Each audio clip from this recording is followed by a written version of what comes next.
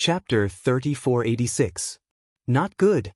Xiaohua was very sensitive to the power of the starlight. He knew that once the starlight fell, Wang Bianfei's seal would definitely frantically counterattack and even recover in an instant. Everything he did before would be in vain. In a hurry, Xiaohua really didn't know how to deal with the starlight. He unconsciously frowned and said, What should we do?" Suddenly, as if the pain was unbearable, Wang Bianfei's right hand, which was holding Xiaohua, began to tremble. The joints of her small hand turned white, and more blood flowed out from Wang Bianfei's nostrils and ears. "Kill!" Xiaohua clenched his teeth and steeled his heart. Black qi flourished from his left arm, and he immediately raised his left hand. That originally white left hand instantly turned into a pitch-black demonic blade. Swish! Along with a wave of the demonic blade, a pitch-black demonic qi flashed and the entire starlight was split into two. Moreover, the dense demonic qi turned into tiny demons that bared their fangs and brandished their claws and devoured the starlight. At the same time, the originally dense starlight became even denser. The starlight was like a heavy star that smashed the tiny demons into pieces. "Cleanse, purify," Xiaohua waved the demonic blade. The demonic qi in his body was swept clean and he could no longer control the demonic blade. His left arm powerlessly hung down. Taking advantage of the gap where the demonic qi blocked the starlight, Xiaohua once again used the cleansing heaven purifying earth technique. Even more green seal characters fell between Wang Bianfei's eyebrows, like a muffled sound of a thunderclap in a clear sky, but also like a clap of thunder tearing apart the heavy clouds. The jade light on Wang Bianfei's head dispersed. The seal within the mysterious dark clouds was finally swept clean by Xiaohua's cleansing heaven purifying earth technique, and the starlight falling from the starry sky immediately disappeared without a trace. Even the cloud hole high in the sky also disappeared in an instant. Sigh, I finally succeeded. Xiaohua's eyebrows also produced a kind of indescribable soreness. Then, a pain comparable to his head splitting emerged from his mysterious dark clouds. Hiss! However, before Xiaohua could take a breath of cold air, a layer of multicolored light suddenly appeared in the sky where the clouds and stars had stopped. This multicolored light was like a heavenly flower, but also like a rainbow. It covered the entire horizon. Then this multicolored light poured down like a waterfall. Bursts of lightning and thunder were born. The sky that was clear a moment ago was densely covered by red clouds and actually snowflakes. What kind of celestial phenomenon is this? Xiaohua turned pale in fright. Is the origin of the seal on Wang Bianfei's body is really extraordinary? Rumble. Just as lightning flashed and thunder rumbled high up in the sky, within Xiaohua's Naiwen Palace, within the Buddha relic that was hidden within the Linglong Pagoda and was unaffected by the outside world, a thunderous sound similarly rang out. This. Xiaohua was even more alarmed. He hastily sent his mind into his Naiwen Palace. He saw the Buddha Saraira that came out of the exquisite pagoda flickering with a similar brilliance. This brilliance was different from the Buddha aura. It emitted a kind of holy milky white light. This brilliance was like a river that slowly flowed into the Buddha Saraira's heart. At the heart, the Buddha fire began to sway like a heartbeat. The golden threads inside became increasingly exuberant. Unfortunately, even if it was Jade Archive Xiaohua now, he could only see a faint milky white brilliance emerging from the void. It slowly flowed into the Buddha Saraira's heart like a dense fog. He was absolutely unable to see the golden threads inside the Buddha fire. Just like how Xiaohua didn't know what it meant when he broke the seal on Wang Bianfei's spiritual aura sky. He also didn't know what the 10 colors that filled the sky were. Perhaps not long after, Xiaohua would realize that he broke the seal and opened a new chapter of Hidden Immortal Continent, Western Paradise, and Xiaoyu Continent's Taoist sect's spiritual root cultivation. Perhaps Xiaohua would obtain a lot of merit and faith power because of this. But he could only wait for a very, very, very long time, until he cultivated to a height that he couldn't reach even in his dreams. Only then would he truly understand what he had uncovered. At this moment, Xiaohua couldn't see this inexplicable scene. When his mind came out of his Naiwen Palace, he saw Wang Bianfei's complexion turning yellow. He had actually fainted on his arm. The remaining bloodstains covered his ears, lips, and his clothes were also stained quite a bit. Sigh. This Xiao was a bit impetuous. Xiaohua was a bit regretful in his heart. He reached out his hand to touch Wang Bianfei's forehead. However, when his finger touched Wang Bianfei's skin, he stopped. He knew that if he forcefully woke Wang Bianfei up, it wouldn't be good for Wang Bianfei to wake up on his own. Thus, he simply pulled his hand back and used his hand to grab some water stains. He carefully washed Wang Bianfei's face and other places. While washing, Xiaohua's hand very naturally touched Wang Bianfei's hair. That hair actually floated down along with Xiaohua's hand. Xiaohua let out a sound and used his hand to pull. Wang Bianfei's hair all fell down without a single strand remaining. Moreover, there was actually a layer of purple sticky substance on his scalp. The corner of Xiaohua's mouth curled up. He wiped away the floating hair and sticky substance. Then he carried Wang Bianfei's slightly light body and walked towards the cave.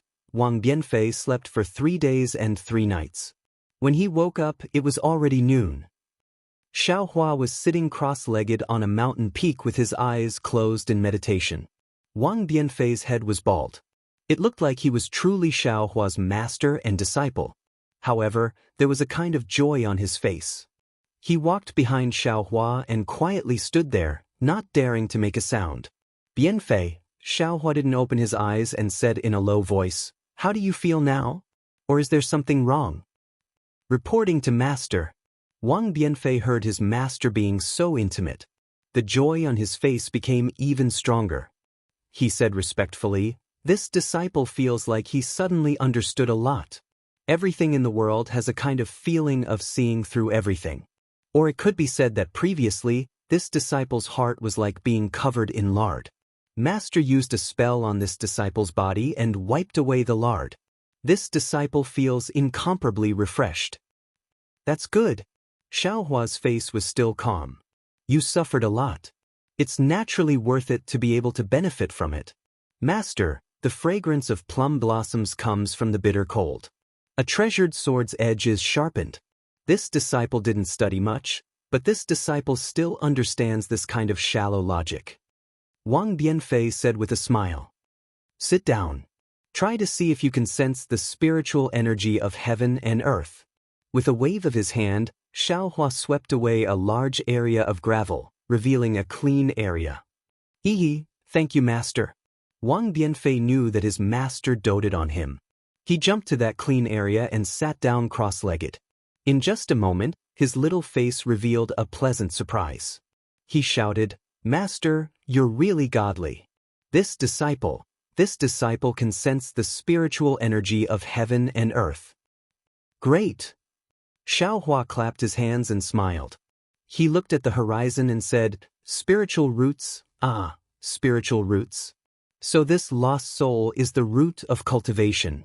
Since this Xiao knows the use of spiritual roots, how can I not worry about the prosperity of the Dao sect? Even the withered cultivation sects in the Xiaoyu continent can still prosper, right?" "Xiaoyu continent? Master, where is that?" Wang Bianfei asked with a smile on his face. That's a very, very far place. Wait until your cultivation is successful. Master will bring you to see it." Xiaohua originally wanted to tell Wang Bianfei to hide the name of the Xiaoyu continent, but after thinking for a while, he replied with a smile. "Good. This disciple has only been to Pingxi City in his life. In his dreams, he has been to Saint River. I have never been to other places." Wang Bianfei also clapped his hands and said happily like Xiaohua. Hearing this, Xiaohua's heart moved. He asked, "Do you know where this place is?" "This place? This disciple doesn't know." Wang Bianfei was stunned. "Then, forget it. Bianfei, go and call your mother over." Xiaohua thought for a while and simply instructed. Wang Bianfei suddenly jumped up from the ground and shouted, "Yes, Master." Then he ran away like a wisp of smoke. Looking at Wang Bianfei's lively appearance, Xiaohua couldn't help but think of Louis. Two similar brats together, they should be happier, right? He had no reason to leave Wang Bianfei and his mother in the land of ultimate bliss. "Sister-in-law, Xiaohua saw Wang Bianfei's mother come over. Xiaohua also became extremely polite. "Great master." Wang Bianfei's mother hurriedly saluted and said, "This concubine is much younger than the great master. Please, call me." Speaking until here, Wang Bianfei's mother didn't know what to say. If he called her by her name, although she knew that Xiaohua was someone who had lived for several hundred years, looking at Xiaohua's appearance that was only around 20 years old, Wang Bianfei's mother really couldn't say it. "Sister-in-law, you are Bianfei's mother and Bianfei is this Xiao's disciple. You and this Xiao can be considered to be of the same generation. This concubine doesn't dare." Wang Bianfei's mother replied in panic. Xiaohua helplessly glared at Wang Bianfei. Wang Bianfei mischievously stuck out his tongue as an answer. "Forget it, this Xiao will call you Wang Shi." Xiaohua understood Wang Bianfei's mother's meaning and said while waving his hand. Speaking until here, Xiaohua woke up again and hurriedly said, "That's right, this one's surname is Xiao. I had told sister-in-law in my dream before. This Xiao had neglected it." Xiao Si had mentioned the great master's surname before. However, if the great master didn't mention it, this concubine didn't dare to mention it. After all, monks don't talk about mortal matters. Wang Bianfei's mother hurriedly replied, "However, great master, where did the Wang Shi that you mentioned come from?" Xiaohua stared blankly for a moment before smiling and waving his hand. "Sister-in-law, you are wrong. This Xiao is not a monk and Bianfei will not be a monk in the future. If he were to dual cultivate and find a fairy, it is absolutely possible. As for calling sister-in-law Wang Shi, it is because this one doesn't know sister-in-law's name. However, since Bianfei's father is surnamed Wang, sister-in-law can also be called Wang Shi." "Really?" Obviously, Wang Bianfei didn't say these words to his mother. Hearing this, Wang Bianfei's mother was overjoyed. The worry that had been in her stomach for several days had already been thrown away. As for why she was called Wang Shi, she didn't really care. Of course, Xiaohua nodded. "This one is a cultivator of the Tao sect, not a monk. Sister-in-law doesn't need to call this one master. If you can call me immortal master or old master." Chapter 3487. "Yes, master, this concubine understands." Wang Bianfei's mother was very satisfied and very casually called out. When Xiaohua heard this master, he couldn't help but think of the fat body of the Wang family's master. He smacked his lips, wanting to go back on his words. But when he thought of Lu Yi and the black bear spirit calling him master, if he said anything else, wouldn't Wang Bianfei and his mother also have to call them master in the future? "Forget it. Wang Shi," Xiaohua simply said, "do you know the name of the land under your feet?" Wang Shi was stunned and didn't react for a long time. Looking at Wang Bianfei, she was somewhat hesitant, not understanding what Xiaohua was asking. Xiaohua didn't know whether to laugh or cry, and simply asked, "Do you know the name of the big river next to you?" "Buddha River?" Wang Shi finally spoke. "That Buddha River. On which continent?" Xiaohua asked again. "Continent? What is a continent?" Wang Shi seemed to have fallen into the clouds. Xiaohua looked at Wang Bianfei and smiled. "Bianfei, have you heard the little monk mention it before?" Wang Bianfei was also at a loss. How about this? This Xiao wants to bring all of you to a place where this Xiao's other disciples are. However, all of you can't say that you live by the Buddha River. Also, all of you can't say that you've seen many monks." Xiaohua thought for a moment before instructing. Wang Shi nodded. "This concubine understands. Actually, this concubine has never seen many monks. As for this Buddha River, this concubine will say that it is a big river. There are also many big rivers left and right." Good. Xiaohua already understood in his heart, this Wang Shi should be the same as Wang Bianfei. The furthest they went was some Pingxi city. In their hearts, they didn't have the concept of pure land and hidden immortal continent, even. Their village was really remote, even the temples were rarely seen. It was no different from hidden immortal continent. The only thing that Xiaohua was worried about was this Saint River.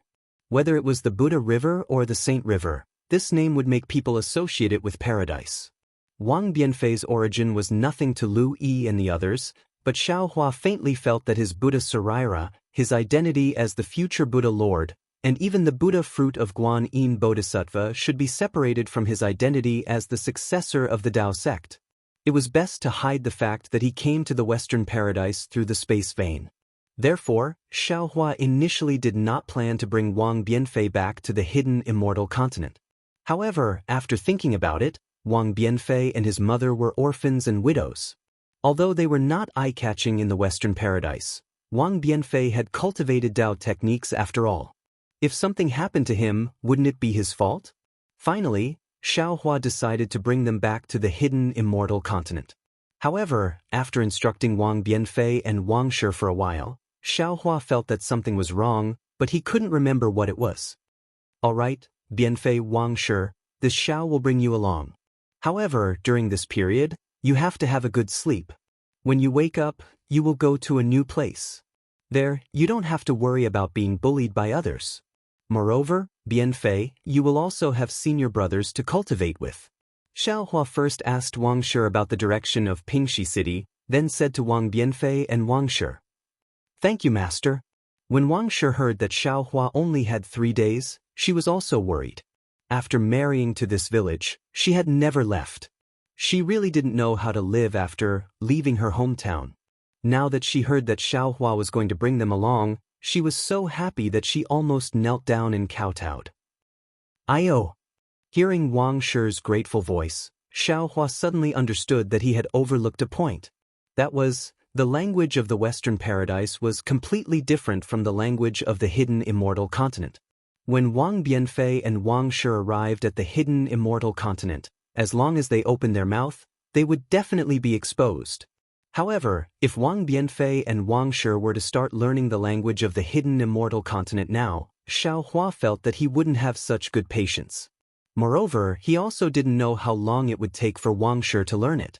He couldn't possibly waste his time here. Forget it. When we arrive at the Black Wind Ridge, let Lu Yi teach them. Xiaohua sighed slightly. Doing anything in this world was absolutely not easy. Wanting to conceal anything was even more difficult. Immediately, Xiaohua took out 2 fasting pills and handed them to the 2 people respectively, letting them consume it. With a wave of his hand, he sealed the 2 people's acupoints and sent them to a place in the space. Then, he rode on a cloud and flew towards Pingxi City. Xiaohua's plan was extremely good, but he still neglected one thing, and that was Wang Bianfei's abnormal ability. In the space, Wang Bianfei was originally sleeping well. However, all of a sudden, his eyes rapidly moved. The breathing from his mouth and nose gradually became somewhat rhythmic. Even his hands, which were casually placed, gradually began to form seals. This was the Qi refining stage level 1 technique. Not long after, the spiritual light that was like sunlight gradually gathered around his body. Wang Bianfei's cultivation in his dream might not count as anything, but the problem was that in Xiaohua's space, there was still the silent Jiang Luer. Jiang Luer's eyes had been moving day and night for more than 100 years. What kind of story would happen when the 2 people were in the same place? This time, Xiaohua didn't fly in the wrong direction. After only half a day, he arrived at Pingxi City. As a bald little monk, Xiaohua received a rare respect in Pingxi City.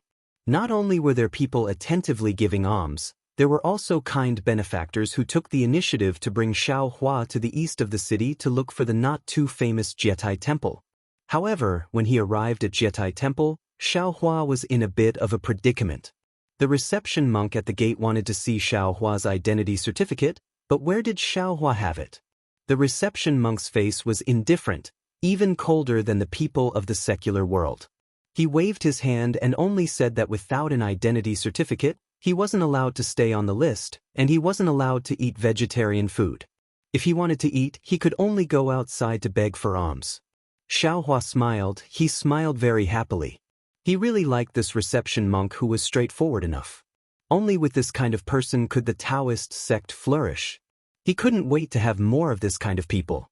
Therefore, he didn't blame the reception monk and only said that he didn't need to stay on the list. He only needed to find their abbot and ask him something before leaving. It would have been better if Xiaohua didn't say anything. Once he said that he wanted to see the abbot, the reception monk's face immediately showed a mocking smile. He asked Xiaohua if he had an appointment with the abbot, and if he had any Buddhist identity certificate that other people brought. After all, how could the head of a temple be met so easily? In particular, the reception monk casually asked Xiao Hua if he knew the Dharma name of the abbot of Jietai Temple. Xiao Hua was even more speechless. Even if he brought out Ci Hui, the reception monk still waved his monk robe, indicating that he wanted to see the guest out. If it wasn't for the fact that Xiao Hua was also bald, perhaps he would have directly swept Xiao Hua out with a broom. Helpless, Xiao Hua could only release his Buddhist awareness, attracting the abbot of Jietai Temple, Xen Chan, to come out and very politely invite Xiao Hua into the temple. Under the reception monk's unsightly black face, Xiao Hua leisurely followed Xen Chan into the temple. However, just when the reception monk was extremely worried that he would be punished by the abbot, Xiao Hua once again flew out of Jietai Temple on a magic cloud under the guidance of a young monk. Xiao Hua really did ask one thing and then left. The reception monk didn't lie at all. This flight took several days. On this day, it was dusk again. A very wide river appeared in front of Xiao Hua's eyes. That river flowed under a cliff. On the side of that cliff, there was a very dilapidated ancient temple. There were many dark green ancient trees planted at the two ends of the ancient temple. At first glance, these ancient trees carried a thick shadow in the dusk. The entire ancient temple looked like a bat spreading its wings. Just as he saw the ancient temple, the monk leading the way stopped. He put his palms together and said, "Amitba, junior brother Tipu, this is Jinshan Temple. The river under Jinshan Temple is called Qin River. This is also what I told you along the way. At the end of Qin River is Saint River. Jinshan Temple's great Zen master Ji Kong's temper is rather strange. Last time I came with my master to visit him, he didn't see us at all. This made my master lose face. Therefore, I won't accompany junior brother down. Junior brother, if you have any matters, cough cough, you must be prepared. Many thanks, senior brother Liao." Xiao Hua also put his palms together and thanked him. Liao Ming waved his hand and said, "No need to thank me, no need to thank me. Junior brother discussed Buddhism with me along the way and it really benefited me greatly. Back then, when martial uncle Ci Hui came to visit martial ancestor, I once listened from the side. The harvest of these few days is no less than that time." "That's right, senior brother Liao Ming, Ci Hui, is there any news?" Xiao Hua held back from asking along the way. At this moment he finally asked again. Liao Ming was puzzled. What news does martial uncle Ci Hui have? This.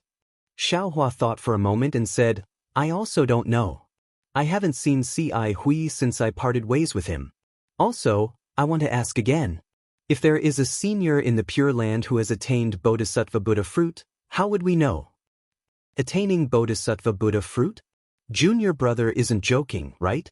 As far as I know, our Pure Land hasn't had a Buddha attaining Bodhisattva Buddha fruit for several tens of thousands of years. Oh, that's right. A few days ago in Xiaoyu continent, I heard that martial uncle Ci Hang almost attained Bodhisattva Buddha fruit. Liao Ming said with a smile. Cough cough, I mean that there is a person attaining Bodhisattva Buddha fruit. How would we know? Xiao Hua coughed and asked. When a Bodhisattva attains Bodhisattva Buddha fruit, 10,000 monks congratulate him. If there is a Bodhisattva attaining Bodhisattva Buddha fruit, there will definitely be a Buddhist bell ringing 64 times and the entire Pure Land will rejoice. Liao Ming said with a smile. Then, this Bodhisattva's Buddha seat will appear in Leiyin Temple. Then, Leiyin Temple will send out a small envoy to receive him. At the same time, it will emit Buddha's light to illuminate the entire Pure Land. Junior brother Tipu, don't tell me you don't even know this? Dong dong dong. Just as Liao Ming looked at Xiao Hua with a smile, the Buddhist bell of Jinshan Temple in the distance suddenly rang. At the same time, even further away, the Buddhist bells of even more temples rang at the same time, one after another, one after another. Liao Ming was dumbfounded. He looked at Xiao Hua in disbelief and then at Jinshan Temple. After the 64 Buddhist bells rang, the entire Pure Land suddenly emitted a myriad of Buddha's light. It was as if the rising sun was shining on the earth and splashing in all directions. Chapter 3488. Junior brother Tipu. Who did you say achieved Bodhisattva Buddha fruit? Liao Ming was extremely surprised and looked at Xiao Hua with an inconceivable gaze. Xiao Hua naturally knew that this Buddha light was the Buddhist decree of Laiyin Temple. It was the news of Ci Hui achieving Bodhisattva Buddha fruit. He no longer concealed it and said with a smile, "Naturally, it's the news of Great Master Ci Hui. If senior brother doesn't believe it, you can quickly return to Jietai Temple to take a look." Good, then this poor monk will take his leave." Hearing this, Liao Ming unconsciously became anxious. He put his palms together and hurriedly rushed towards the temple without waiting for Xiao Hua to return the greeting. After all, the addition of a new bodhisattva in the Pure Land world was a major event in tens of thousands of years.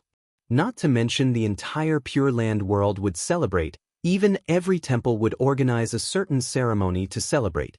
Xiao Hua didn't dare to be negligent. He still turned around and put his palms together to send Liao Ming off, thanking him for leading the way. When Liao Ming's voice disappeared, Xiao Hua raised his eyes and looked at the magnificent scenery of the Pure Land world. He secretly sighed in his heart. Although he didn't know how Ci Hui achieved Bodhisattva Buddha fruit, Xiao Hua could guess a thing or two from Guzhin's words. It should have something to do with the ancient Buddha fruit. My Tao sect has a secret technique to condense knowledge treasures. Buddhism sect has ancient Buddha fruit. The effect of condensing knowledge treasures is limited. It is useful for cultivators below nascent soul stage. This ancient Buddha fruit is extraordinary.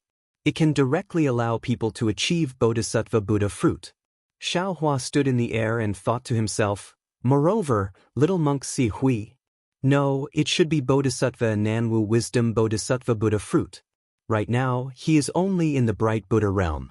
His strength is somewhat similar to Tao sect's Jindan. Such a low level of cultivation can actually achieve Bodhisattva Buddha fruit? Either Bodhisattva Buddha fruit has nothing to do with strength, as I said to others before, or Bodhisattva Buddha fruit will greatly increase his strength and make up for the lack of cultivation. Also, Buddhism sect's cultivation is really mysterious. Karma, reincarnation, faith, and so on are all mysterious things. They can actually use them for cultivation. Seems Buddhism sect is not simple. Since this Xiao has obtained the inheritance of the little exquisite temple, I should properly comprehend it and grasp the secrets within. Thinking up to this point, Xiao Hua turned around and was about to leave. But right at this moment, Xiao Hua was suddenly startled. "Oh, that's not right. There's something else." The cultivators of the Tao sect cultivate their entire lives to attain the Tao and become immortals. Once the cultivators of the Tao sect reach the peak of their cultivation in the mortal world, they will naturally be able to ascend. However, what is the purpose of the Arhat of the Buddhist sect? Didn't they want to achieve fruition? Now that Ci Hui had attained the Buddha fruit, why didn't he ascend? Could it be that the Buddha Lord and Bodhisattva of the Buddhism sect did not need to ascend? If she ascended, how could Ci Hui possibly ascend with her strength? The more he thought about it, the more chaotic Xiao Hua's heart became. There was actually some sweat on his forehead. In his heart, he vaguely felt that this was probably another great secret of the Buddhist sect. It was just like the strange phenomenon of heaven and earth after he broke the seal on Wang Biafei's mysterious dark clouds a few days ago. It was far from what he could know with his current strength. Forget it. Xiao Hua looked at the night sky and sighed. His gaze moved away from the lingering Buddhist light in the sky and looked at the Jinshan temple that was sent flying by the bat. He thought to himself, "I really have a lot of burdens. Today, I'll quickly settle the matter of Jiang Luer's death." Because he had a favor to ask of the Jinshan temple, Xiao Hua didn't dare to be too rash. He didn't release his Buddhist sense and flew above the Chen River. After a brief glance, he landed on the riverside. Then, he came out of the river and washed his hands and face. He looked around and looked at the steps from the riverside to the gate of the Jinshan temple. Putting his palms together, he walked step by step from the foot of the mountain to the gate of the Jinshan temple. Looking from midair, the Jinshan temple wasn't very high. But when he really walked, it still took Xiao Hua nearly the time it took to eat a meal. Seeing the gate of the Jinshan temple in front of him, Xiao Hua frowned. Because when he walked from the riverside to here, he didn't use his Buddhist sense. Moreover, although it was already dark, it wasn't night yet. The gate of the Jinshan temple was still closed. In particular, just now, the Buddhist bell of the Jinshan temple rang 64 times. Everyone in the Jietai temple knew that there would be a ceremony to celebrate in the temple. Although the Jinshan temple was smaller than the Jietai temple, the abbot of the Jinshan temple was great Zen master Jimya. His seniority was much higher than that of the Jietai temple's Exen-chan. How could the Jinshan temple not celebrate? What if there was no ceremony? Xiao Hua frowned and pondered. He had already arrived in front of the gate of the Jinshan temple. The gate of the Jinshan temple wasn't bright and couldn't be compared with that of the Jietai temple. But it definitely wasn't shabby. It seemed that the incense was good. Looking at the bronze door knocker that didn't move in the wind, Xiao Hua raised his hand and was about to slap it. At this time, Xiao Hua suddenly smelled a pungent wine fragrance. Within the wine fragrance was a very tempting mellow fragrance. Xiao Hua was absolutely familiar with this fragrance, but he hadn't smelled it for a long time. It was the ordinary fragrance of meat in the mortal world. Xiao Hua wryly smiled. His hand immediately froze in the air. Creak! The gate of the Jinshan temple opened, revealing a small gap. A tall and fat monk with a lotus leaf pouch in one hand and a wine jar under his other arm opened the door while looking back. He was tiptoeing out of the temple. Xiao Hua saw this and was about to speak. The fat monk just happened to turn his head and saw Xiao Hua's hand. He unconsciously screamed, "Ah!" It seemed that he was scared. The lotus leaf pouch and wine jar in his hand immediately fell down.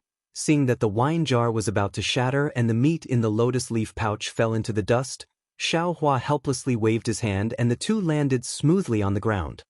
"Little monk, you want to scare me to death. Do you not want to live anymore?" At this time, the fat monk Jiao Ro regained his wits and immediately became furious. He raised his alms bowl-sized fist and smashed it towards Xiao Hua's nose. "Amit ba!" Xiao Hua extended a finger and pointed it at Monk Jiao Ro's fist. Monk Jiao Ro immediately felt as if he was struck by lightning. All the fat on his body was rapidly trembling. Monk Jiao Ro's eyes were filled with horror. He hurriedly kneeled on the ground and cried, "Grandpa, spare me, get up." Xiao Hua coldly shouted, "This little monk is Tipu. Today I came to see great Zen Master Nirvana." "Greetings, junior brother, martial uncle." Monk Jiao Ro hurriedly got up from the ground and clasped his hands together. "This little monk Ming Shin greets martial uncle." Xiao Hua nodded. "Why aren't you going to help this little monk inform him?" This Ming Shin opened his mouth and wanted to say something. However, he saw Xiao Hua slightly lowering his head to look at the wine jar and lotus leaf bag on the ground. How could he dare to talk back? He whispered, "Martial uncle, please wait a moment. This little monk will immediately help you inform him." Saying this, he revealed a charming smile and lowered his head to grab the wine jar and lotus leaf bag. He quickly ran past Xiao Hua's side and rushed into the forest next to the temple. Not long after, he hurriedly ran back and rushed into the Jinshan temple. When he ran past Xiao Hua, he didn't forget to whisper, "Martial uncle, please wait a moment. This little monk will immediately return." Sure enough, not long after Ming Shin entered the temple, an old monk came over with a lantern in his hand. This old monk's eyes were muddy. He was clearly not a senior monk who specialized in Buddhist arts. The old monk walked in front of the temple door and opened it. He looked at Xiao Hua, who was respectfully standing at the door, and asked, "Little monk, you are called Tipu?" "Yes, this little monk is called Tipu. I came to visit great Zen Master Nirvana." Xiao Hua clasped his hands together and didn't dare to be negligent. "Amit ba, this old monk is Yong Zhong." As soon as the old monk opened his mouth, Xiao Hua was startled. This Yong character's seniority was really high. He didn't even know how to address him. "Hee, you can just call this old monk martial uncle." The old monk Yong Zhong seemed to like this kind of surprise very much. He smiled and said, "Did you come to the Jinshan temple for a visit?" Xiao Hua once again bitterly smiled. Although this Yong Zhong was not as old as the old monk of the exquisite temple, his ears were just as bad. He could only say again, "Okay, martial uncle knows." This little monk came to visit great Zen master. Oh, you haven't eaten yet. Come little monk, come with this old monk. Ming Shen and the others have just eaten. There is still some left in the vegetarian restaurant. You can eat to fill your stomach. The old monk Yong Zhong smiled and stretched out his hand to grab Xiaohua's wrist. Xiaohua was surprised. As long as it was a cultivator, even if they were very familiar with each other, it was impossible for them to hand their wrist to others. Who knew if others had other thoughts? As long as they got close, his life might be in great danger. However, Xiaohua didn't bat an eyelid. He stretched out his hand to hold the old monk's arm and smiled. Martial uncle is old, let this disciple help martial uncle. The old monk Yong Zhong smiled. He took the lantern and turned around. With Xiaohua's help, he walked into the temple and said, "Nowadays, there are very few sensible little monks like you. This old monk is busy in the temple all day long. I don't see Ming Shen and the others helping this old monk. Alas, it's really getting worse with each generation." Xiaohua smiled and didn't speak. He looked around and roughly looked at the front yard of the Jinshan temple. There was nothing special about the front yard of the Jinshan temple. It was similar to the Jetai temple and even the little golden temple. It was just a large open space. Facing the temple gate was the main hall. On both sides of the main hall were side halls. At this time, except for the faint candles in the main hall, the side halls were dark. What made Xiaohua laugh was that when he looked towards the side hall, the monk named Mingshen was squatting down and sneaking past the front of the side hall. He was fleeing towards the temple gate that had yet to be closed. After walking through the main hall, the sound of chanting could be heard. Xiaohua's gaze swept across the hall, only to see a golden statue of a Buddha covered in red cloth beside it. Below the statue, there were two large red candles. One of them was only burning halfway and had already been extinguished, while the other was about to burn out, its flame already dim. In front of the altar, a dozen monks of different ages were sitting cross-legged in an uneven manner. These monks were sitting crookedly, and each of them looked listless. Chapter 3489. Hee hee. Xiaohua laughed. It seemed that there were hundreds of different people, and there were also hundreds of different monks. Perhaps because the old monk's lantern attracted the attention of these monks, they immediately sat upright, and the chanting from their mouths became louder. There was even the rhythmic sound of a wooden fish. However, the old monk Yong Zhong seemed not to have noticed and simply ignored them. He passed through the main hall and walked towards the backyard. Just as he was about to pass through the courtyard gate, a tall monk came from the backyard. This monk had thick eyebrows and big eyes, looking very mighty. "Martial ancestor, who is this?" The monk came face to face with Xiaohua, frowned and asked the old monk Yong Zhong. "Oh, Miao, this is the little monk who came to my Jinshan temple for a meal." The old monk Yong Zhong looked up and weakly replied, "Martial ancestor, I am Miao Qin." When the monk heard that it was a little monk for a meal, he no longer paid attention to him and started to walk away. Xiaohua did not dare to delay and hurriedly withdrew his hand and put his palms together. "Amitba, this little monk Ti-Pu greets martial ancestor Miao Chen." Miao Chen nodded slightly and smiled. "Go quickly, there is not much food left. If you don't go now, you won't be able to eat it." "No need," Xiaohua hurriedly said. This little monk came to visit great Zen master Ji Mia. "Oh!" Miao Chen was surprised and released his Buddhist sense. He opened his mouth and wanted to say something, but in the end, it turned into a sigh. "Ai, this little monk will talk to martial ancestor Yong Zhong. However, if you want to see the abbot, I'm afraid it will not be easy." After that, Miao Chen quickly walked away. Xiaohua frowned. The scene of this Jinshan temple was really strange. Miao Chen's Buddhist sense might not be able to see Xiaohua's strength, but Xiaohua could tell that Miao Chen should be at Mingshen's level of cultivation. He could be considered an expert who was one step away from becoming a master. However, it seemed that Miao Chen's mood was somewhat depressed. Thinking about that Mingshen, he actually stole wine and meat from the temple and went out to enjoy himself. This was really inconceivable. "Let's go, little monk. There will be no more food in a while." The old monk Yong Zhong was quite persistent. He pulled Xiaohua's hand again and insisted on inviting Xiaohua to enjoy the vegetarian meal.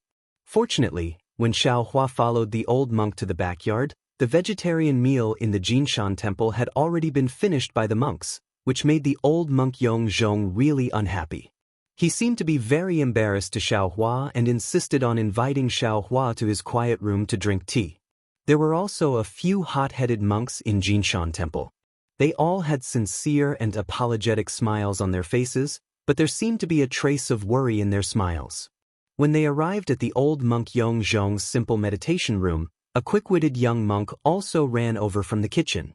The old monk took out a teapot, and the young monk hurriedly took the teapot and quickly walked away.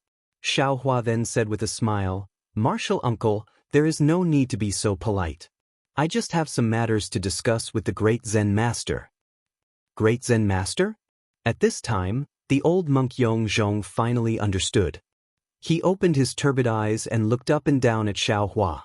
It was not clear whether he saw clearly, so he asked, "What matter does this little monk have to meet with the abbot?" "All right, martial uncle knows." This little monk just wanted to ask. Seeing that the old monk had finally asked, Xiaohua hurriedly explained. Unfortunately, before he could finish speaking, another wave of hurried footsteps could be heard.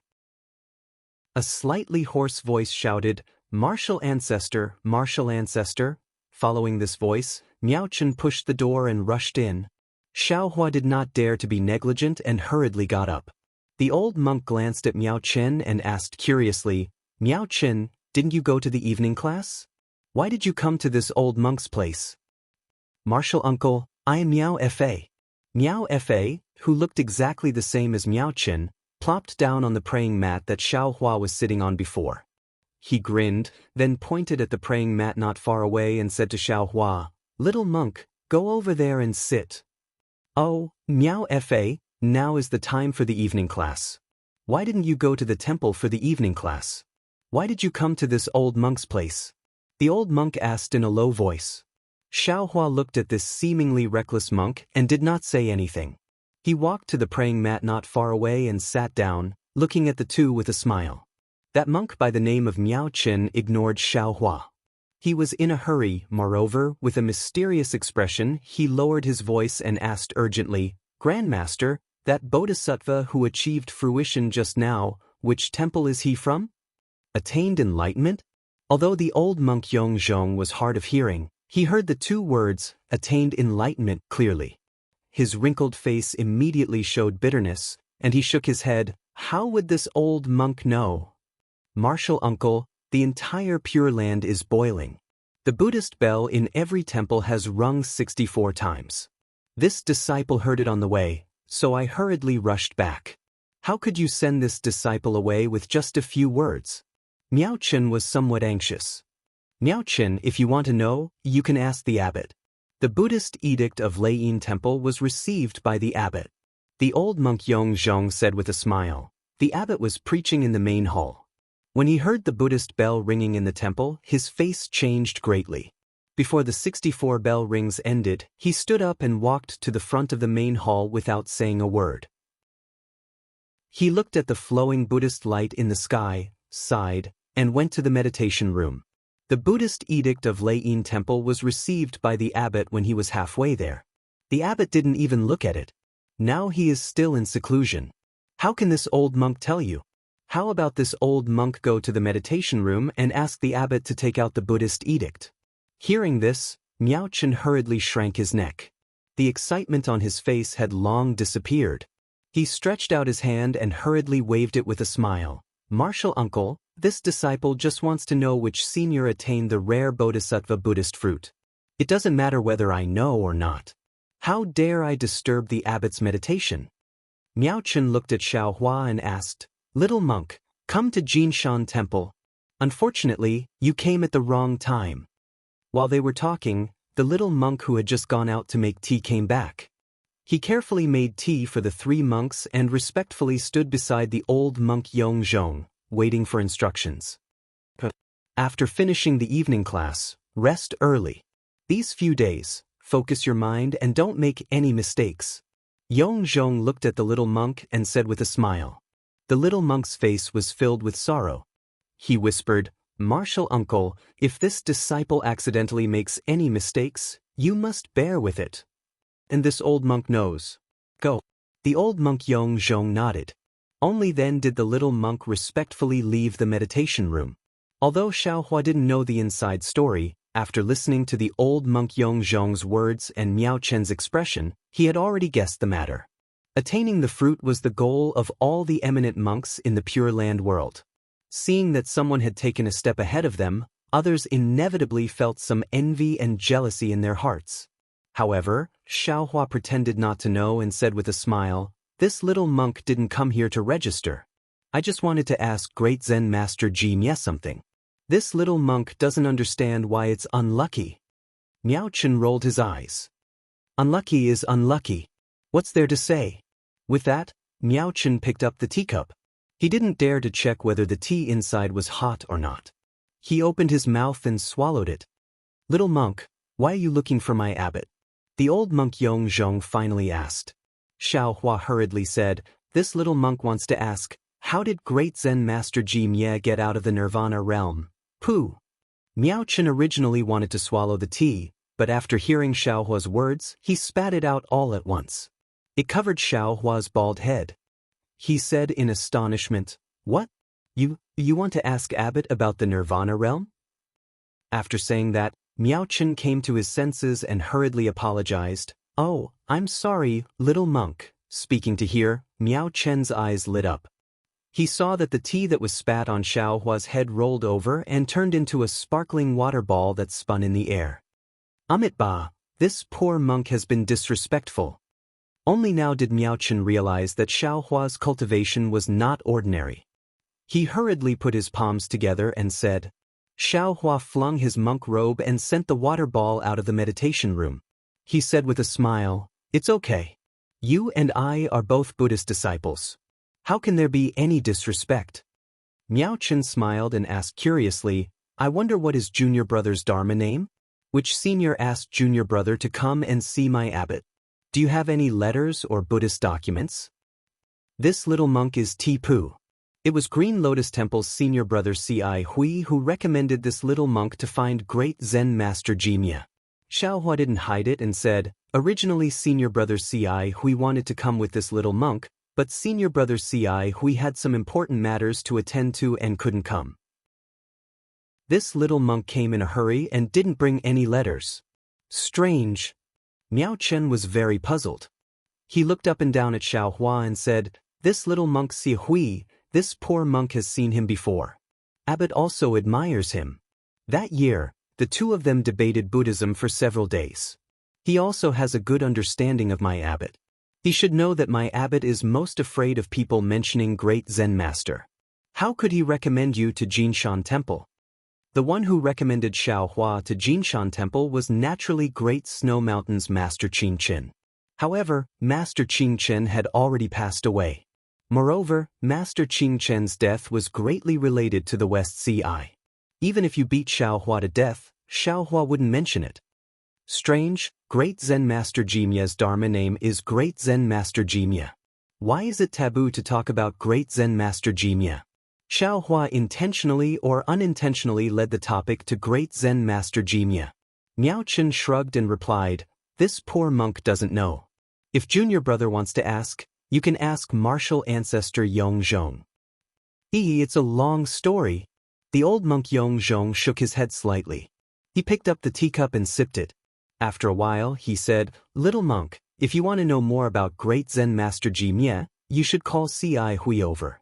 Perhaps Abbot and C.I. Hui can talk about it." Unfortunately, Xiaohua looked at the two and said with a bitter smile, "I'm afraid that C.I. Hui has already arrived at Leiyin Temple. If this little monk wants to find him, it will be difficult." Leiyin Temple? Why did C.I. Hui go to Leiyin Temple? Miao Chen was very puzzled. However, he poured another cup of tea and swallowed it in one gulp. He looked at Xiaohua and asked. Chapter 3490. Senior brother Miao Chen, you should drink the tea. Xiaohua said with a smile, otherwise, if this little monk says it out loud, senior brother will spit out the tea again. Miao Chen was slightly stunned. He hurriedly swallowed the tea, but just as he was about to swallow it, he suddenly understood. Just as Xiaohua had expected, the tea in Miao Chen's mouth sprayed out again. Miao Chen cried out in an absolutely incredulous voice. What did you say? Fahui. Ci Hui achieved Bodhisattva Buddha fruit? This Buddha fruit temple's bell was rung for him? Xiaohua smiled and shook his head. With a wave of his hand, the water droplets that filled the sky fell into his hand. With a flick of his finger, the water droplets flew out of the meditation room again. Xiaohua's voice lightly sounded, "Yes, it is senior brother Ci Hui who achieved Bodhisattva Buddha fruit." "Grandma, how is this possible? This little monk?" At this point, Miao Chen immediately understood. At this time, Ci Hui was already laying temple's Bodhisattva Manjushri. How could he still talk about him? He hurriedly put his palms together and said, "Amitabha, Bodhisattva Manjushri, forgive this disciple's great disrespect." "Amitabha, so that's how it is." Old monk Yongzhong chanted the name of Buddha and sighed slightly. No wonder Abbot looks like he has aged 100 years. When Abbot debated with Zihui about the Dharma, you even praised Zihui's deep roots and said that he was a rare junior disciple in the Pure Land world. Who would have thought that in just a few years, he actually achieved Bodhisattva Buddha fruit, if Abbot? Alas, let's not talk about it. Xiaohua said with a smile, as far as this disciple knows, Ci Hui's cultivation in this life is sloppy. At best, he is only in the realm of enlightenment. He only achieved Bodhisattva Buddha fruit because of his previous life's merit. Great Zen Master Jimye should know about this, right? Others naturally can. Monk Yongzhong shook his head, but Abbot can't. This is his heart demon. Why is it a heart demon? Xiaohua asked. Although Monk Yongzhong was old, he was still impenetrable. He said with a smile, "Little monk, you should ask Abbot yourself. This old monk doesn't dare to speak carelessly." Xiaohua was helpless. He accompanied the two of them to talk for a while. Miao Chen brought Xiaohua out and had the little novice monk find a guest room for Xiaohua. After saluting, Miao Chen left. Xiaohua pushed open the window of the guest room and saw the crescent moon in the sky. He sighed inwardly, "Alas, it's the 22nd day of the 12th lunar month again. Tomorrow is the Lunar New Year. I wonder if the Pure Land has the custom of celebrating the Lunar New Year?" Thinking about these days, Xiaohua couldn't help but feel irritated.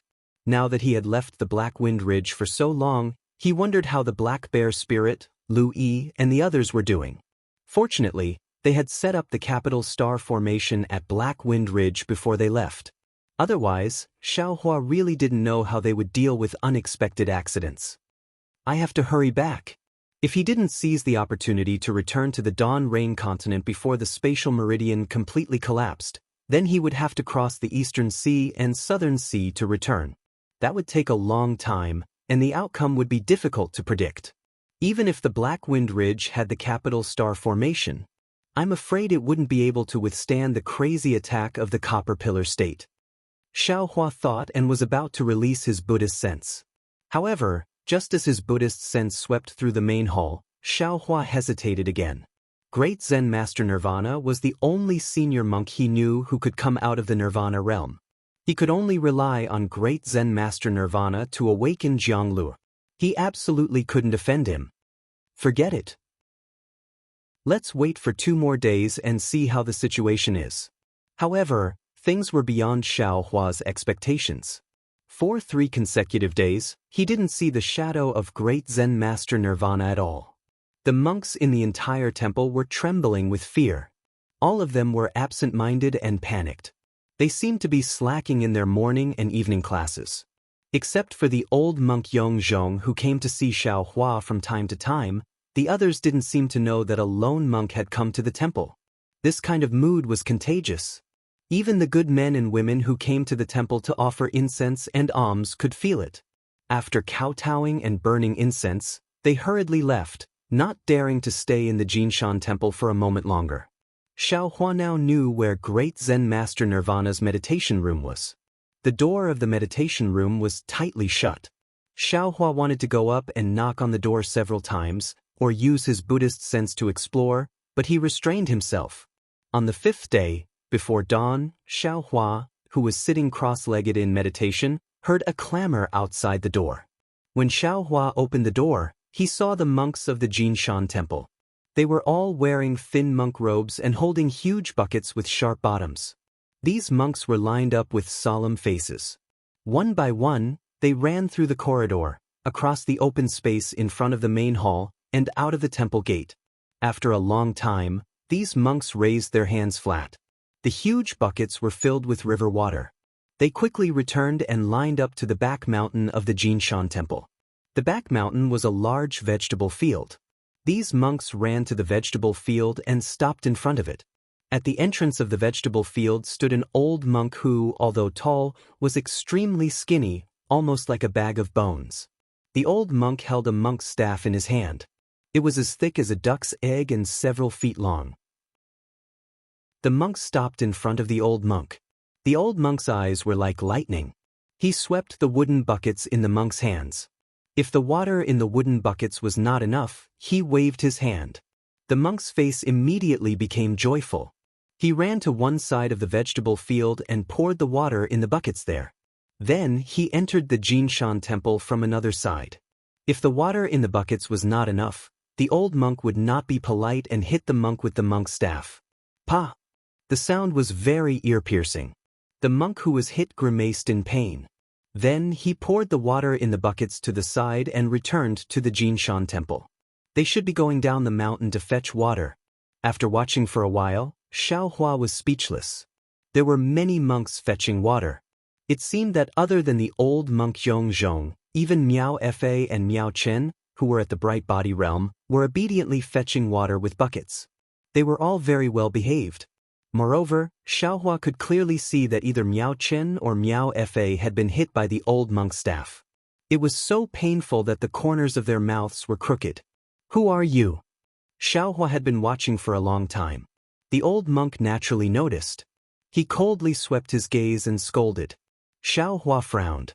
He flew up from the guest room and landed in front of the old monk. He put his palms together and bowed. Amitba. Little monk Tipu greets great Zen master Ji Mia. Seeing that Xiaohua's age was similar to C.I. Huey's, his tone was similar to C.I. Huey's, and even the way he flew was the same, great Zen master Ji Mia felt a wave of irritation in his heart. He waved his hand as if he was shooing a fly and said, "No need to be polite. My Jinshan temple will not be receiving monks for the next few days. Little monk, quickly leave." As he spoke, he waved the staff in his hand and hit Ming Shen's back.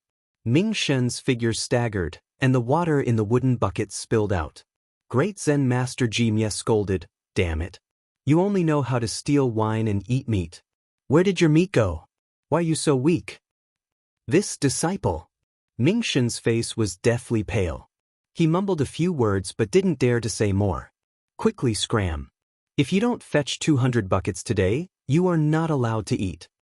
Great Zen Master Ji Mia scolded. Ming Shen was scared witless and left in a sorry state. Great Zen Master Ji Mia coldly looked at Xiaohua and said, "Little monk, why are you still not leaving? Could it be that you want this old monk to send you out? How can the Buddhist children of today be so insensible?" Seeing great Zen Master Ji Mia's appearance, Xiaohua bitterly smiled in his heart.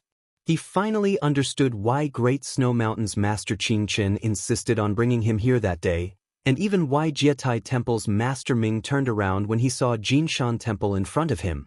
This great Zen Master Ji Mia really didn't have the demeanor of a great Zen master.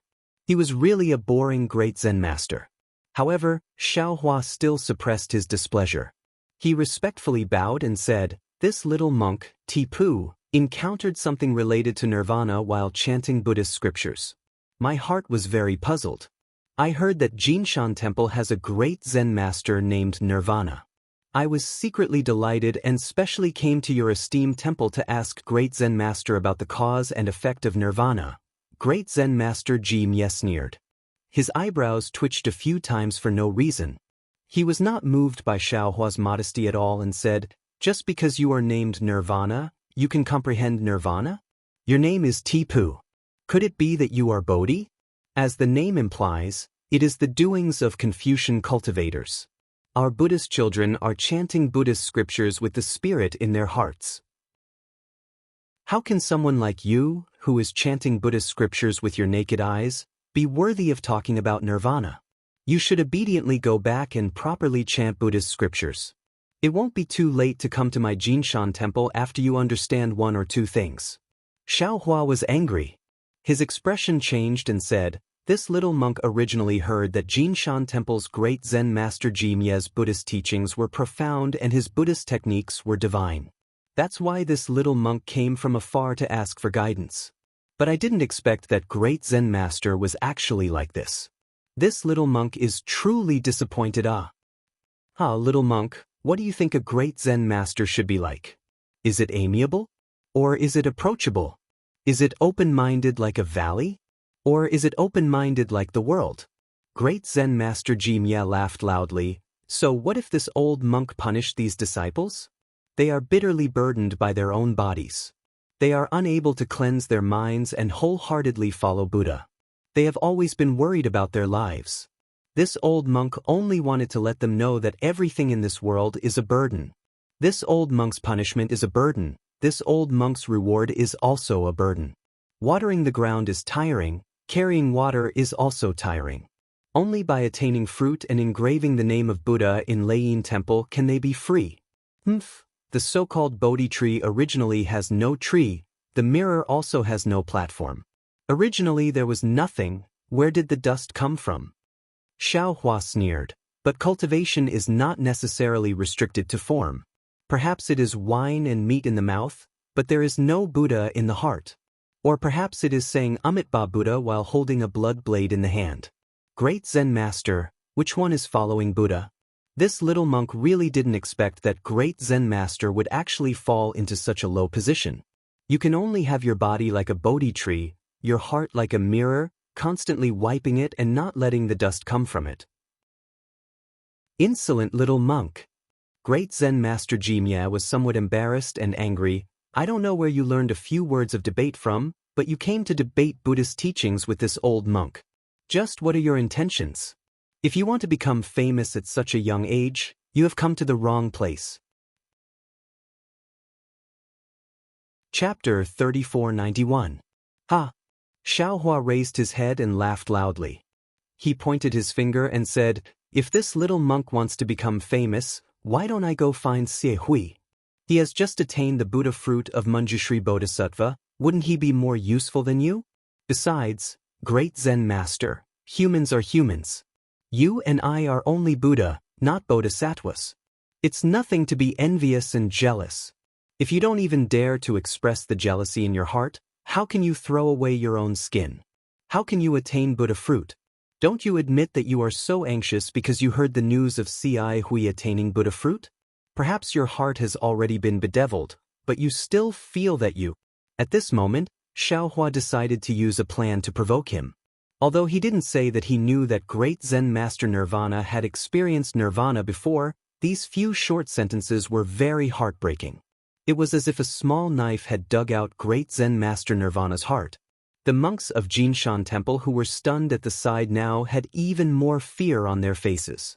They all wanted to escape, but they were afraid of attracting great Zen Master Nirvana's attention. They very pitifully stood there, not daring to move. Without waiting for Xiaohua to finish speaking, great Zen Master Nirvana was furious. After so many years, who dared to say such words to him? Which monk who came to his door didn't respectfully ask for guidance from him? The most important thing was that Xiaohua's words really touched his heart, completely tearing his face apart. Great Zen Master Nirvana roared. It was the Buddhist lion roar. Although this roar wasn't directed at the monks, nor was it directed at Xiaohua, a fierce wind blew above Jinshan Temple. The monks tried their best to cover their ears and squatted on the ground. Some of them who didn't have cultivation even painfully rolled on the ground. Did this little monk hit the nail on the head? Xiaohua chuckled. His voice was even louder, seeing Xie Hui attaining Buddha fruit, and thinking about how high my seniority is and how I also have attainments in cultivation. Back then Xie Hui was still very respectful in front of me. Perhaps he even praised him a few times that day. But I didn't expect him to reach the peak all of a sudden. Looking at myself, I'm as helpless as a flower in the mirror and the moon in the water. Damn it! Great Zen Master Nirvana clapped his hands, and the Buddhist light above his head shone brightly. A dazzling golden Buddhist palm appeared and slammed toward Xiao Hua. You're angry out of humiliation. Don't tell me. Great Zen Master Nirvana, you want to silence me by killing me? Xiao Hua sneered. He didn't dare to use the hand of a nascent soul, but golden light flashed all over his body as he used his transcendence golden body. The golden light was similar to the Buddha's light. He raised his hand, and a fist that wasn't inferior to the Buddha's palm hit the Buddha's palm. Boom! With a loud sound, the entire Jinshan temple shook.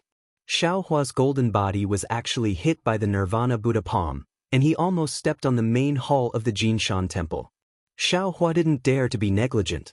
Auspicious clouds appeared under his feet and he hurriedly flew towards Xinjiang below Jinshan temple. Little monk, don't even think about leaving. At this moment, Great Zen Master Nirvana was truly burning with anger. His face was purple like an eggplant. Auspicious clouds also appeared under his feet as he chased after Xiao Hua. He even threw the Zen staff in his hand into the air and it actually transformed into the appearance of a heavenly dragon. It bared its fangs and brandished its claws as it pounced toward Xiao Hua. Who's afraid of you? Xiao Hua sneered. However, he was also somewhat anxious in his heart. After all, from the great Zen Master Nirvana's palm just now, no matter what, he was still at the early stage of the canopy transformation realm. With Xiao Hua's Buddhist cultivation, he definitely wasn't his opponent. Of course, Xiao Hua also believed that this was merely the result of great Zen Master Nirvana's humiliation turning into anger. He only needed to endure for a moment, and when great Zen Master Nirvana's anger subsided, he would also stop. Xiao Hua's life would definitely not be in any danger. Immediately, Xiao Hua similarly waved his hand. The 9 dragons monk's staff flew out from the space, roaring as it transformed into 9 small dragons and fought with the heavenly dragon. Just like that, the 10 heavenly dragons above Xinjiang turned the clouds and rain with one turn of the hand, tossing the entire Xinjiang until the river waters surged violently. The waves reached the sky, and it was truly a scene of devastation. Little monk, as expected, you came prepared. Great Zen Master Nirvana sneered. Today, this old monk will fulfill your wish and let you become famous in one battle. As he spoke, Great Zen Master Nirvana chanted incantations. His hands formed a Buddhist seal, and the Buddhist light around his body flourished. Along with Great Zen Master Nirvana's Buddhist seal, a thin Buddhist light appeared like heavenly flowers in the space several dozen feet to the left of Xiao Hua. 2 or 3 heavenly women with benevolent faces and charming brows appeared. Their hands and legs danced, and along with this indescribable heavenly dance, a sound that was even louder than the sound of Sanskrit appeared. When that sound was heard, it was as if ants were crawling on one's heart, and a kind of indescribable heat was born from the lower abdomen. Just as Xiao Hua was frowning, he suddenly became alert again. He stretched out his right arm and grabbed towards the bottom behind him. Peng! A pitch-black trident was caught in Xiao Hua's hand. Xiao Hua coldly snorted and turned around to look. It was a pitch-black, ugly yaksha that was several feet in size. It had poked out from the void to sneak attack him. Seeing that its trident was caught by Xiao Hua, the yaksha was not anxious at all. With a shake of its hand, not only did it transform into a Buddhist light and disappear into the void, but even the trident also instantly transformed into several heavenly flowers, slowly drifting in the air. Not only that, just as the heavenly flowers drifted down a few feet, no less than 10 yakshas appeared around Xiao Hua at the same time. Each of them bared their teeth and fiercely waved the tridents in their hands toward Xiao Hua's transcendence golden body. Hit! Xiao Hua did not hesitate. The Buddhist light around his body flashed, and his hands formed a Buddhist seal. The power of the mountains was immediately born. Around Xiao Hua, fist-sized stones appeared. These stones also flashed with Buddhist light and burst out in all directions. When the stones streaked across the sky and flew in front of the yaksha and the heavenly maiden, these stones had already transformed into several feet in size. Ping ping ping. A series of muffled sounds rang out. The yakshas' tridents were shattered, and each of them turned into Buddhist light. The charming heavenly maiden was ruthlessly shattered by the huge stones, and immediately turned into countless heavenly flowers that drifted over the Chen River. Little monk, you really have some foundation. You actually know the mountainous Buddhist seal. Great Zen Master Nirvana coldly watched, and then glanced at the 9-dragon tin staff that was fighting with the Buddhist staff. He snorted, "No wonder you dare to come to my Golden Mountain Temple to cause trouble." Seeing that great Zen Master Nirvana's temperament was so extreme, Xiaohua was also helpless. At this moment, it was not convenient for him to ask for advice. Xiaohua only hoped that he could reach a deal without fighting with great Zen Master Nirvana, and then he would gradually ask about Nirvana's secret. What? Great Zen Master, is there a problem with this little monk knowing the power of the mountains? Xiaohua also sneered. This is the first time this little monk has used this demon-subduing method on my Buddhist sect's arhat. Unlike some senior monks who only attack their own disciples.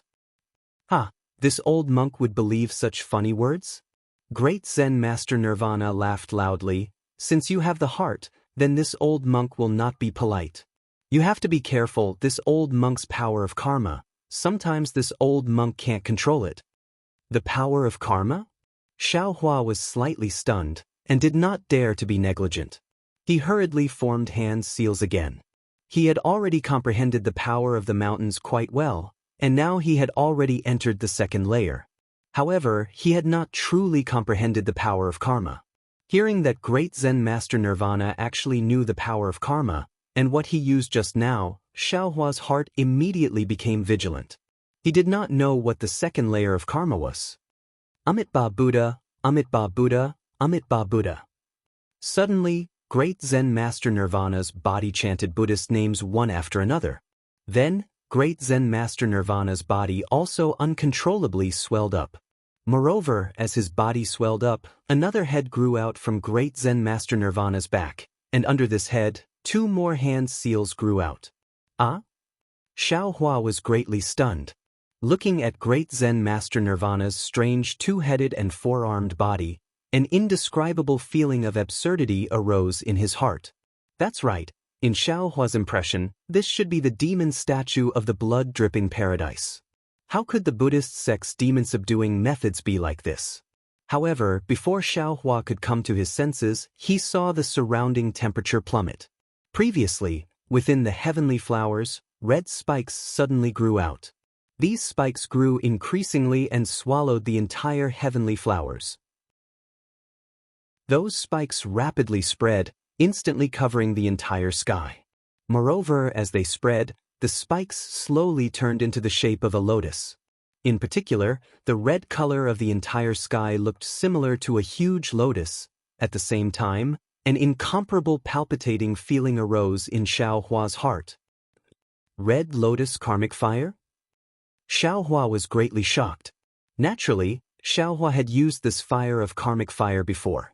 However, later on, because there were many other divine abilities, Xiaohua no longer used the dream-punishing dagger as well as the soul-punishing light. However, he didn't expect to see it again in the Golden Mountain Temple of the Western Paradise. Moreover, the great Zen Master Nirvana's red lotus karmic fire was clearly much stronger than his by a little bit. Facing such a powerful opponent, Xiaohua's divine ability of the Buddhist sect was probably no match for it. However, Xiaohua wasn't willing to be outdone. His hands once again formed a seal.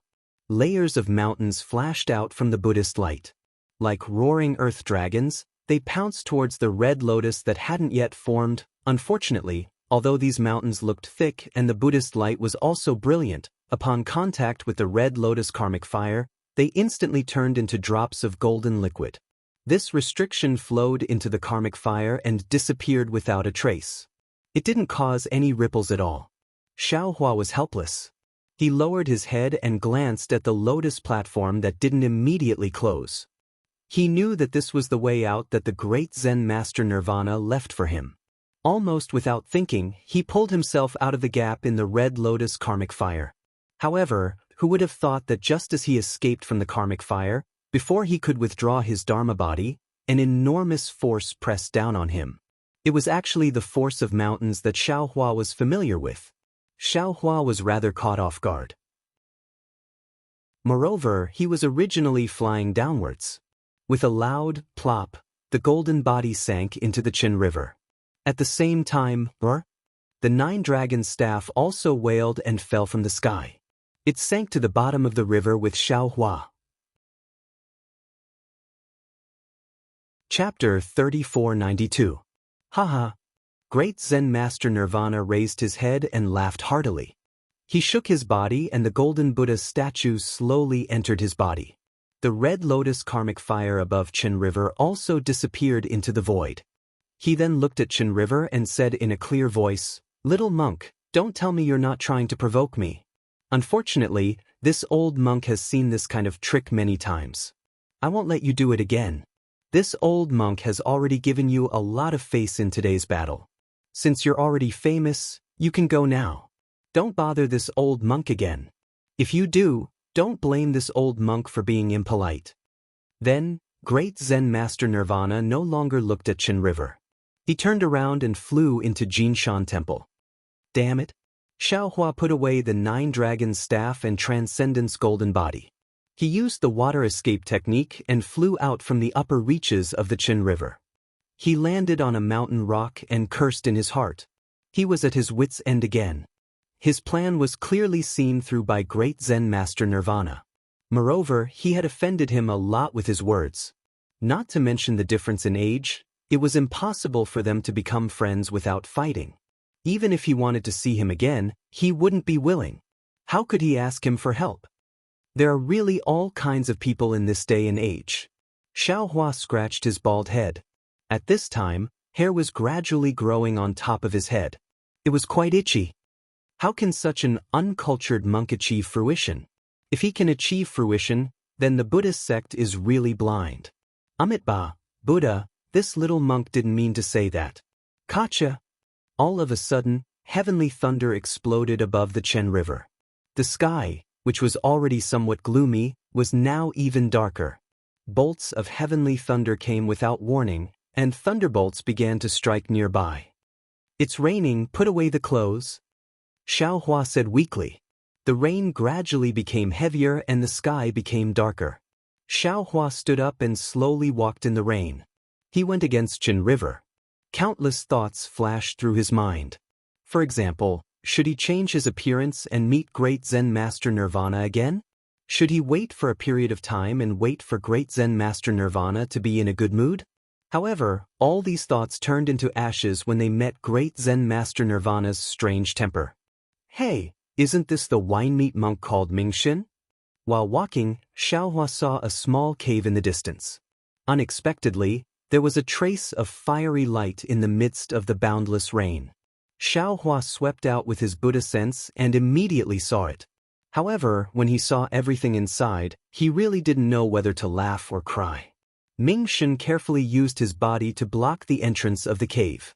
He was roasting a rabbit over a fire. This monk. Xiaohua slightly shakes his head. He really doesn't learn from his mistakes. He was just warned by his own abbot, and now he's hiding out to eat meat.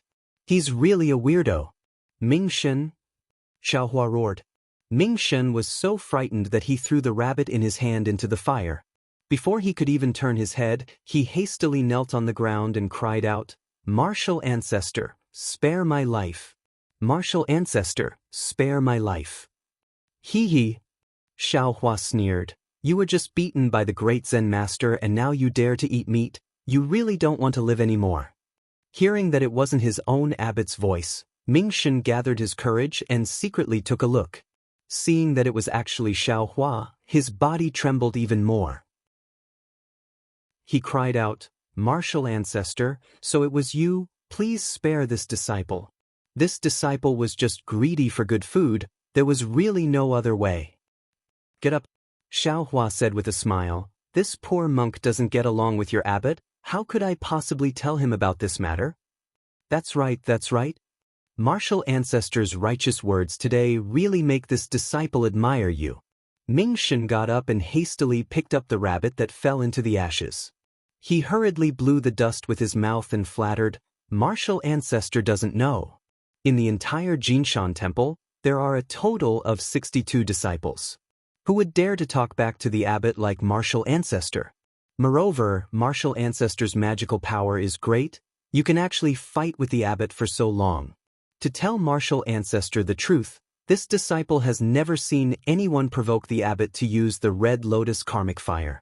It's not that this disciple is flattering martial ancestor, but all the monks who come to my Jinshan temple, which one of them isn't respectful and reverent? How could there be a monk like martial ancestor? To tell the truth, the senior brothers and martial uncles in the temple are all cheering for martial ancestor in their hearts. This disciple can't wait for martial ancestor to be my Jinshan temple's abbot." Xiaohua found a place to sit down casually and sighed. It was a satisfying fight. You all also felt refreshed, but this poor monk's matter can be considered as a failure. Damn it, why is your abbot like this? When his mood is bad, he doesn't even listen to a single word from others. Moreover, he frequently uses his magical power to suppress others. Isn't that so? Ming-Shen also deeply felt the same.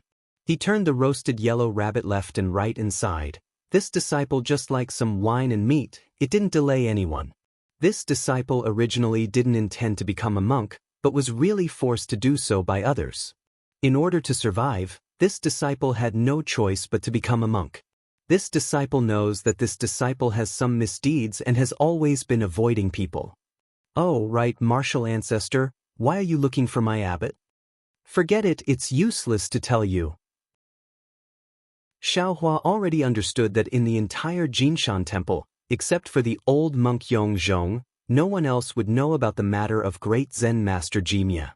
It would be useless for him to tell Ming-Shen. Ming-Shen was just chatting up Xiaohua. He simply didn't intend to listen to Xiaohua's reply. When Xiaohua answered, he had already turned his attention to the rabbit in his hand. His hands and feet nimbly took out a small bag from his bosom. This small bag had many small compartments. Ming-Shen didn't even raise his head as he very familiarly took out seasonings one after another and sprinkled them on the rabbit meat. In a moment, a rich meat aroma filled the cave. Xiaohua smiled and said, "Little monk, you really know how to enjoy life." Hee, a mouthful of wine and a mouthful of meat. Even if this disciple had to reach fruition, this disciple wouldn't be willing. As Ming-Shen spoke, he used his hand to tear the rabbit into two halves and eagerly handed the slightly larger piece to Xiaohua. How could Xiaohua eat it? He waved his hand and said, "Do you think this poor monk's face looks like it would eat meat?" Hee. Ming-Shen smiled apologetically and said, "Martial ancestor, you don't know, this disciple roasts good meat, even if it's martial ancestor wonderful technique." Hee. As he spoke, he pushed the rabbit meat forward and said with a smile, "Martial ancestor, you might as well try it." "Go away." Xiaohua scolded, "If you do this again, don't blame this poor monk for throwing you back to Jinshan temple." Seeing Xiaohua angry, Ming-Shen hurriedly smiled apologetically and said, "Martial ancestor, don't blame me, don't blame me." As he spoke, he took 2 steps back and bit off a large piece of rabbit meat. He vigorously chewed it, looking like he was enjoying it very much. However, after eating for a while, Ming-Shen looked at the pouring rain outside the cave and said gloomily, "AI, today is really unlucky. I haven't even woken up when the abbot pulled me up. Not only did I tire myself out for half a day, I also got beaten up. Granny, especially today when the water level of the Qin River is rising. Without a ferry, even if I wanted to get a mouthful of wine to drink, it wouldn't be possible. Martial ancestor, tell me, how can I eat meat without wine? Isn't this a big killjoy?" Xiaohua's eyes turned, and with a wave of his hand, he took out a jade pot and handed it to Ming-Shen. "What is this?" Ming-Shen was slightly stunned and looked at Xiaohua with some confusion. Xiaohua said with a smile, "Didn't you want to drink? This poor monk just happens to have some here, I'll give it to you." Martial ancestor, is this wine?" Ming-Shen was absolutely overjoyed. He practically snatched the jade pot over, put his nose in front of the jade pot, and sniffed it a few times. An intoxicated expression immediately brewed on his face, and he said in an extremely exaggerated manner, "Grandmaster, What kind of good wine is this? How come this disciple has never drunk it before? This is a spiritual wine given to this poor monk by a good friend from the Tao sect. I naturally can't drink it, so it's a bargain for you, Xiao Hua said with a smile. Spiritual wine. Ming Xin used his mouth to smack the jade pot, and both his eyes narrowed. He had never drunk such a wonderful spiritual wine before, and he really couldn't bear to drink too much. After taking a few small sips, Ming Xin took a few bites of the rabbit meat. Suddenly, he spat out the rabbit meat onto the ground and said in a vexed manner, "After drinking the spirit wine, why is this rabbit meat so disgusting? With such a spiritual wine, if there isn't dragon liver and phoenix marrow, how can it be worthy?" "Ah, little monk, don't be greedy," Xiao Hua said with a big laugh. Ming Shen's face was crying, and he very carefully hid the jade pot in his bosom, saying, "Martial ancestor, you've harmed me. With this spiritual wine, how can this disciple drink mortal wine in the future? Don't talk about wine, even ordinary meat will be tasteless for this disciple to eat." "What? This poor monk gave you the spiritual wine out of goodwill, but it's a problem?" The corner of Xiao Hua's eyes twitched, and he said coldly. Ming Shen was shocked, and he hurriedly smiled. No, this disciple just feels that after drinking this wine, this disciple will have no regrets in this life. That's more like it. Xiao Hua slightly nodded. "All right, martial ancestor, why are you looking for my abbot? There's no harm in saying, this disciple used your fine wine, so no matter what, I have to put in some effort for you, right? Otherwise, this disciple will feel uneasy in his heart." Ming Shen was very tactful, and he asked again.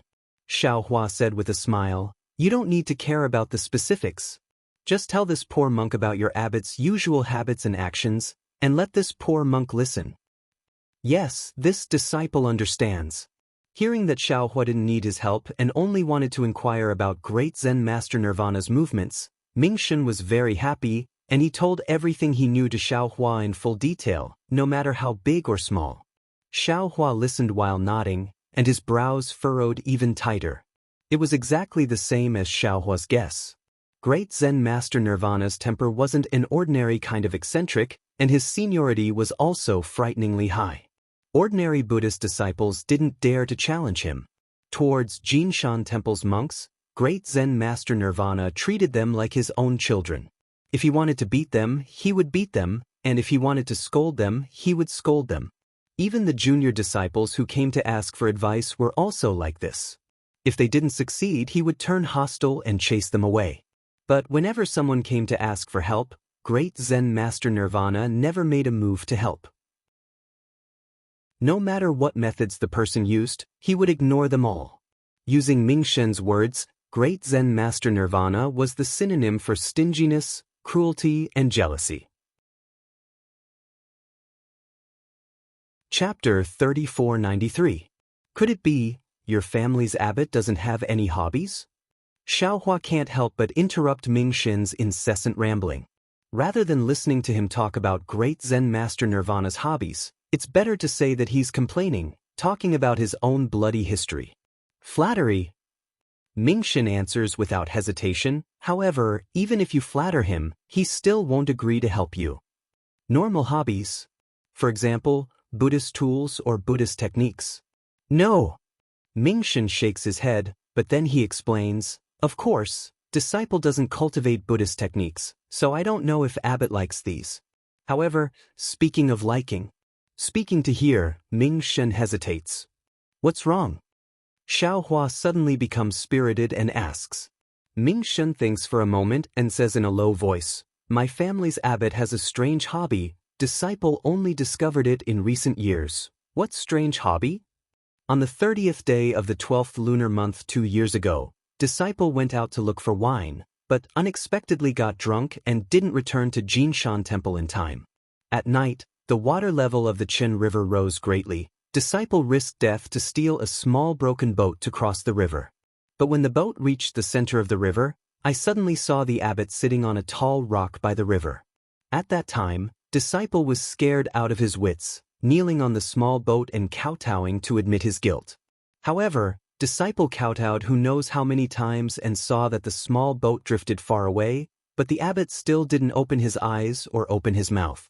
Afterwards, Disciple entered the temple in fear, but the abbot didn't seem to know about this matter and didn't mention it at all, nor did he punish Disciple.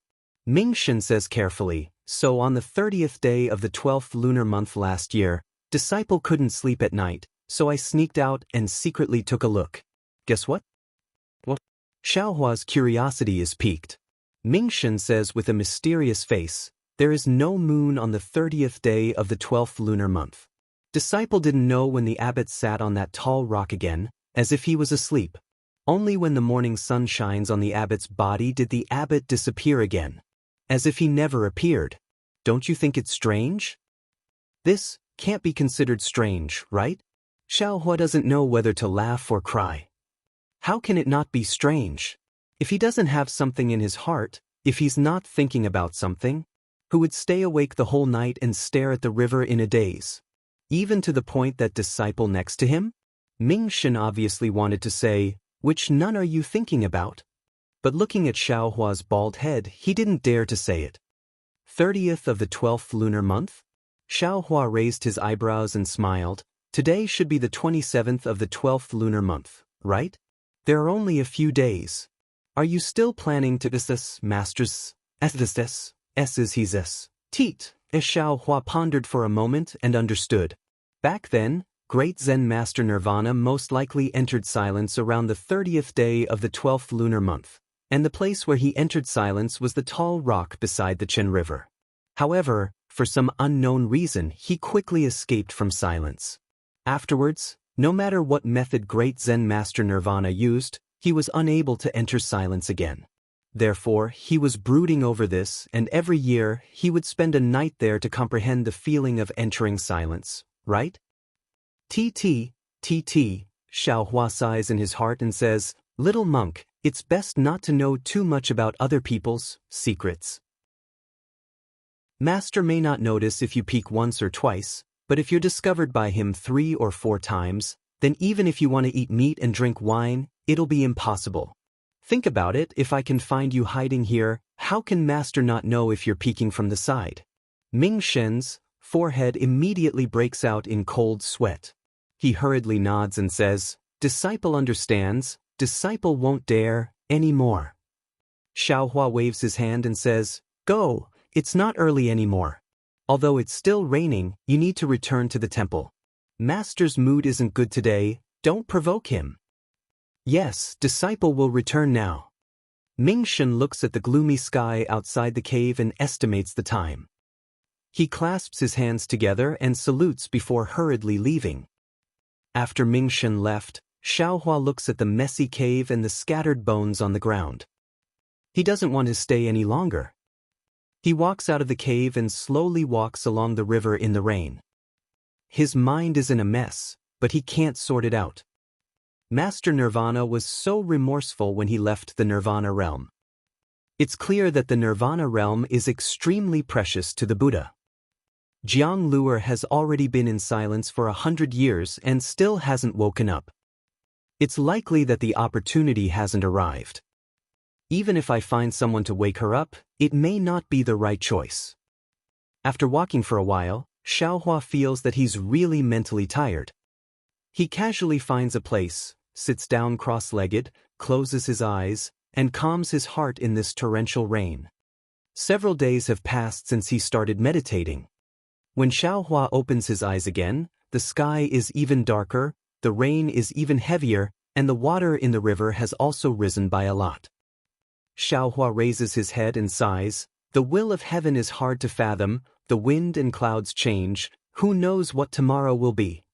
When Xiaohua's gaze inadvertently sees a trace of white in the east, he suddenly remembers that today is the 30th of the 12th lunar month. If it's as Ming-shen said, then Master Nirvana should be sitting on the tall rock beside the river again.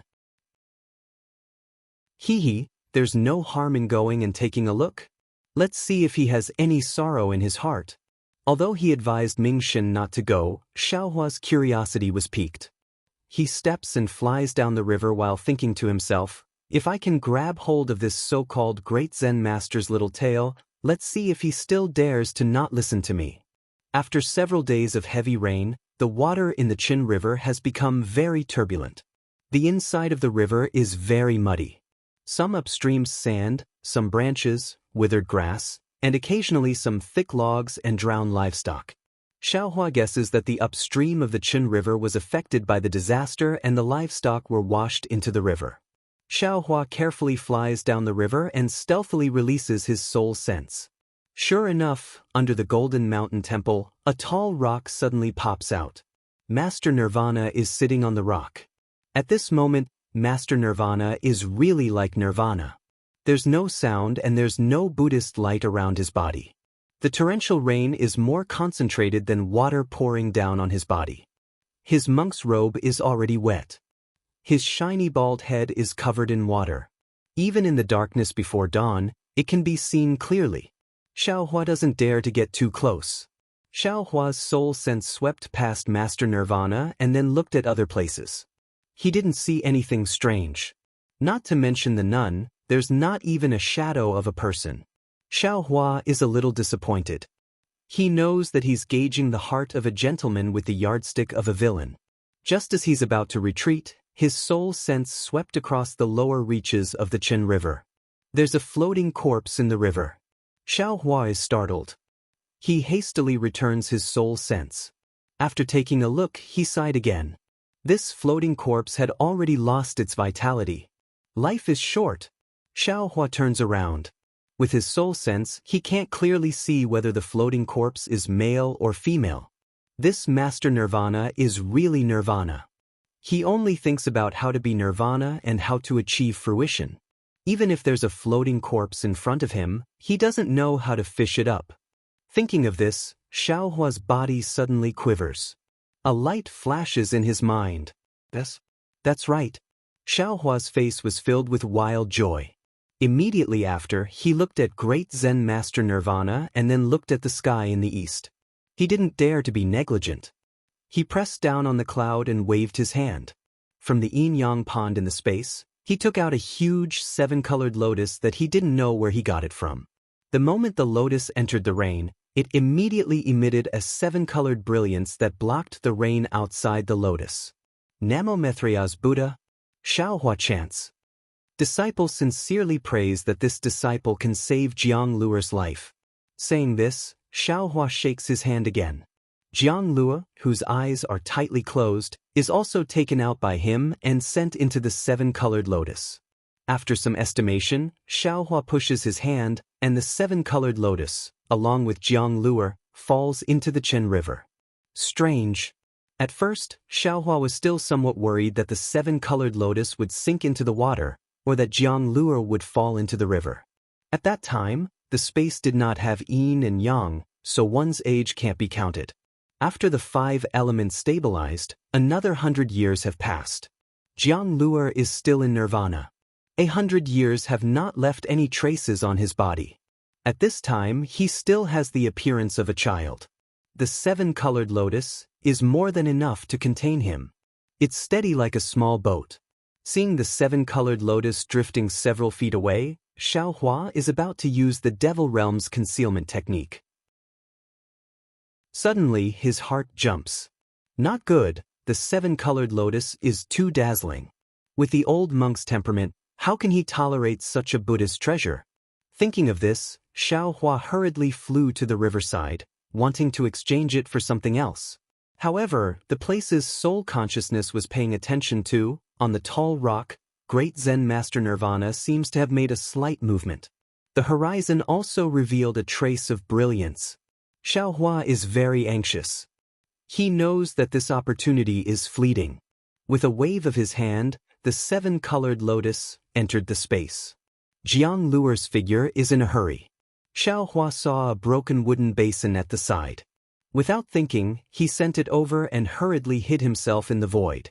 Xiaohua's figure had just disappeared when Great Zen Master Nirvana's eyes opened.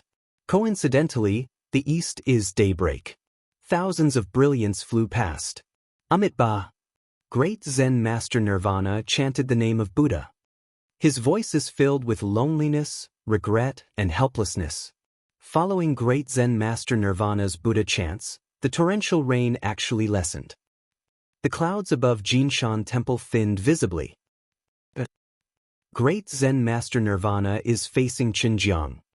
When he opened his eyes, he saw Jiang Luer sitting in the broken wooden basin with his hands together in nirvana. Great Zen Master Nirvana stares blankly, dumbstruck. Chapter 3494. This child is... Great Zen Master Jimye finally woke up from his stupor. He had been concerned about the matter of entering silence for many years and had thought about it countless times in his mind. Now that he saw Jiang Luer entering silence, he immediately saw through it. How could he not be stunned? Has she entered silence?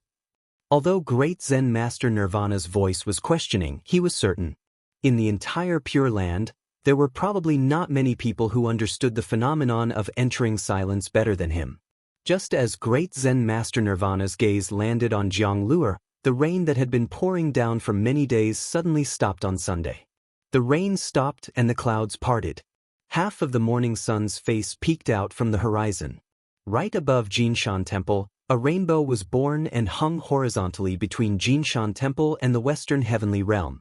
At the end of the rainbow was Jiang Luer, who was sitting on the wooden basin. Under the rainbow, Jiang Luer's body was overflowing with 7 colors. Under the 7 colors, there was a dense Buddhist light that suddenly rushed into the rainbow. An indescribable solemnity appeared on his face. Although the figure was sitting on the broken wooden basin with rainwater flowing out from the gaps in the wooden basin, in great Zen Master Nirvana's eyes, it was like a 9th-grade golden lotus. Amitabha. Disciple Nirvana thanks Buddha for your kindness. Suddenly, Nirvana seemed to have understood something. Tears flowed out of his eyes. Ignoring his soaked kasaya, he knelt on the huge rock and respectfully kowtowed 9 times to the western heavenly realm. Not only was Nirvana stunned, even Xiaohua, who was hiding at the side, felt that it was inconceivable. All of this was done by him behind the scenes. But all the signs pointed to the fact that the rainbow could be born so casually? What was with the Buddhist light on Jiang Luer's body? How could all these be so coincidental? After Nirvana kowtowed 9 times, the rainbow that pierced through the heavens and the earth disappeared. Jiang Luer's broken wooden basin floated to the bottom of the huge rock. Great Zen Master Nirvana no longer hesitated. A Buddhist cloud appeared under his feet and landed on Xinjiang. With a rare smile on his face, he reached out and hugged Jiang Luer in his arms. He lowered his head and looked at the broken wooden basin. After thinking for a moment, he also took the wooden basin in his hands and turned into a Buddhist light and rushed into Jinshan Temple. After the time it took to burn a stick of incense, Xiaohua's figure appeared on the other side of Chen. Jiang Luer's face was still full of confusion and even had a trace of worry. In Xiaohua's imagination, when Jiang Luer was awakened, he should be by her side, and Jiang Luer should not be talking or communicating with anyone in the Pure Land world. But now, he had a sudden idea and really treated Jiang Luer as Jiang Luer and sent her down the river to great Zen Master Jimye. Everything was out of his control. Not to mention Jiang Luer's Xiaoyu mainland accent, not to mention Jiang Luer's gradual familiarity with the unfamiliar environment. Even if great Zen Master Jimye asked about Jiang Luer's background, Xiaohua did not dare to imagine how Jiang Luer would answer. Yellow Flower Ridge? 100 Herbs? Morning Rain Continent? How would Jiang Luer explain to Nirvana Master Nirvana? Forget it, forget it. Xiaohua scratched his short hair in distress and comforted himself. Since Luer appeared in Jinshan Temple and caused such a strange phenomenon, I'm afraid Luer really has some background. Isn't this what Buddhism emphasizes? Even if Luer said something with Nirvana's experience, would he understand? When Luer is older, I'll come back and explain to him. Xiaohua looked at the Jinshan Temple for a moment and heard the Buddhist bell ringing in the temple. His figure floated up and began to fly in the direction of the great snowy mountain. His purpose of coming to the Western Paradise had finally been achieved. Xiaohua's heart could be said to have relaxed. However, after flying for 100 miles, Xiaohua suddenly stopped.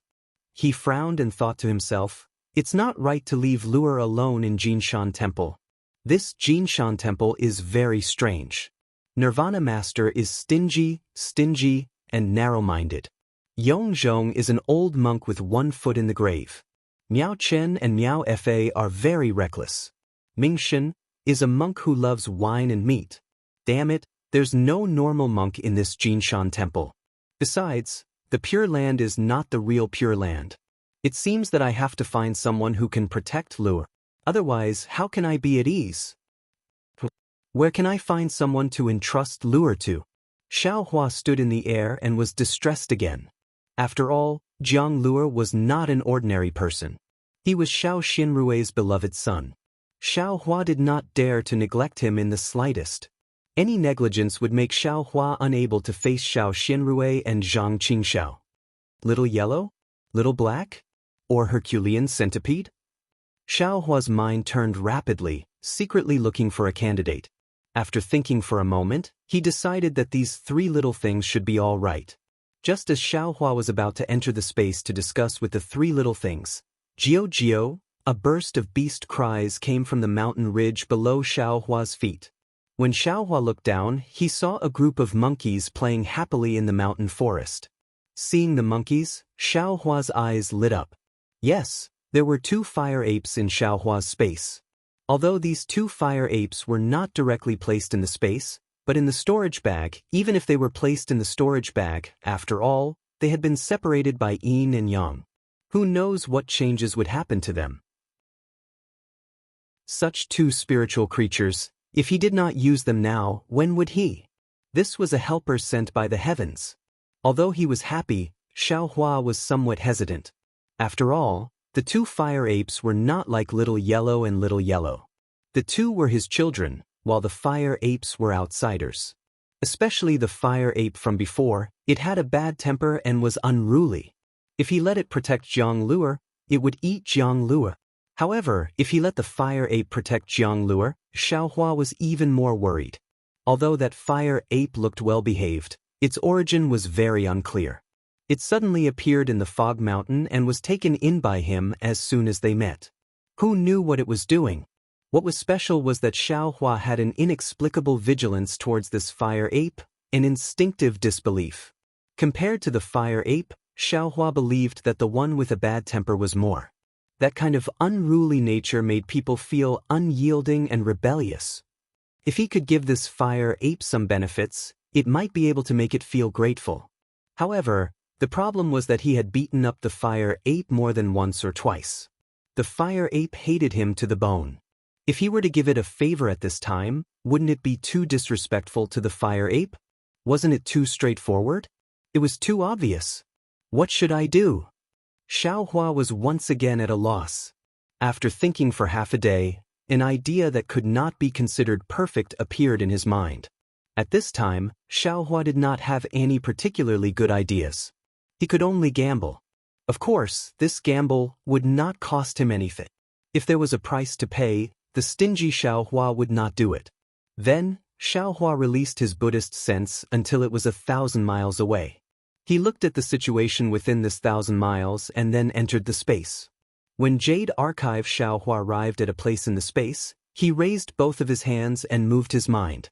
The scene within a few miles began to quickly change, just like the outside.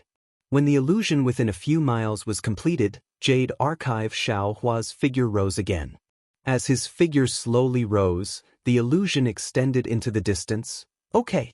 Seeing that the illusory realm had already enveloped the entire range of 1,000 miles, Jade Archive Xiaohua stopped and said with a satisfied smile, although this poor Taoist can't really move mountains and seas, it shouldn't be a problem to create an illusory formation to fool the fire ape, right? After saying that, Jade Archive Xiaohua raised his hand again. With a loud rumbling sound, a tall mountain rose from the ground and soared into the sky. Only then did it stop. Looking at the bare mountain, Xiaohua pondered for a moment and then waved his hand. A little bit of green appeared on the mountain. The green quickly grew and turned into a towering pine tree. Under the pine tree, there were immortal herbs. Some turned into tall and straight bamboos that swayed with the wind. In the bamboo forest, there were some strange flowers competing with each other. It really looked like a fairyland. It seems like it's still missing something. Jade Archive Xiaohua looked at the beautiful scenery of the strange mountain and felt happy. He pinched his chin and thought carefully. After a moment, Jade Archive Xiaohua smiled and patted his forehead. Clear air spurted out from his head and landed on the strange mountain. He said, "How can there be no water when there is a mountain? How can there be no movement when there is still?" The clear air fell. Rumble. A waterfall flew down from the top of the mountain. The waterfall splashed in all directions and turned into large and small streams that coiled around the strange mountain. When the streams were formed, fish were born in the water. The sound of birds chirping in the foothills could be heard. Occasionally, there were the cries of beasts shaking the wilderness. Okay, I should have an immortal cave. Jade Archive Xiaohua smiled and nodded. He pointed his finger again. At the top of the mountain, in a secret place, an immortal cave appeared. The immortal cave's passageway went deeper and deeper. Finally, inside the cave, there were layers upon layers of exquisite pavilions. It was connected to the Pearl Palace and the Pearl Palace. It was an endless room to live in seclusion. That's enough. It's only an illusion. I'll let the fire ape see it. Xiaohua seemed to be very satisfied with the Jade Archive. He was just about to take out the spirit storage pouch, but looking at the somewhat simple and unadorned cave entrance, Xiaohua's mind was moved. He pointed his hand, and with a loud bang, a stone tablet was born at the top of the cliff at the cave entrance. It was over 10 meters tall and over 8 feet long. What name should I write? Good fortune? Longevity with heaven and earth? Or Fortune Gate? I don't know if this fire ape's intelligence has been opened. It's better not to reveal too much. Jade Archive Xiaohua strangled these thoughts. Oh right, give it a name that is neither Buddha nor Tao. It doesn't need to know everything. Others won't be able to guess it. This is it. Jade Archive Xiaohua waved his sleeve and 10 golden words appeared on the stone tablet. Spiritual Fengzuan Mountain, Slanting Moon and 3 Stars Cave. Chapter 3495. Along with the appearance of these words, Jade Archive Xiaohua blew a breath of air. On the left side of the stone tablet, clouds of mist appeared and colorful lights flickered. Cypress and pine trees grew one after another, and the ground was covered with countless strange flowers and plants. Finally, there were even red-crowned cranes and other spirit birds flying nearby. Roar! Several beast cries resounded. The white deer, black bear, and other spirit beasts rolled in front of the cave entrance and scattered in all directions. After making such a scene, Jade Archive Xiaohua was finally relieved. He flew to the bottom of the strange mountain and stretched out his hand. The spiritual storage bag appeared in his hand. He opened the spiritual storage bag and shook the fire ape with the sun-moon corona on its head to the ground. Looking at the fire ape with its eyes tightly closed, Jade Archive Xiaohua pointed his finger and the sun-moon corona disappeared into the fire ape's head. Then, Jade Archive Xiaohua flew into the air and looked at everything with a smile. The fire ape slowly opened its eyes. Before it could clearly see the situation around it, it immediately flew into a rage and roared at its surroundings. However, when the fire ape saw that its surroundings were quiet and only the sound of the wind and the chirping of birds could be heard, it was stunned. It looked to its left and right in disbelief. It really couldn't believe that Xiaohua, who had tortured it, wasn't by its side. In fact, when it touched its head again, the sun-moon corona on its head was also gone. The fire ape was happy. It opened its mouth and roared. Its hand also fiercely hit its chest and even rolled on the ground. After tossing and turning for half an hour, who knew how many flowers and plants were crushed, it finally stopped. When the fire ape calmed down a little, its eyes that couldn't hide its joy looked at the strange mountain that Xiaohua had just created. It actually spoke human language. Fuck! What a tall mountain! After the fire ape finished speaking, it raised its head and looked at the sky. Its red eyes were full of vigilance. Who could it be? Naturally, it was Jade Archive Xiaohua who was hiding in the sky.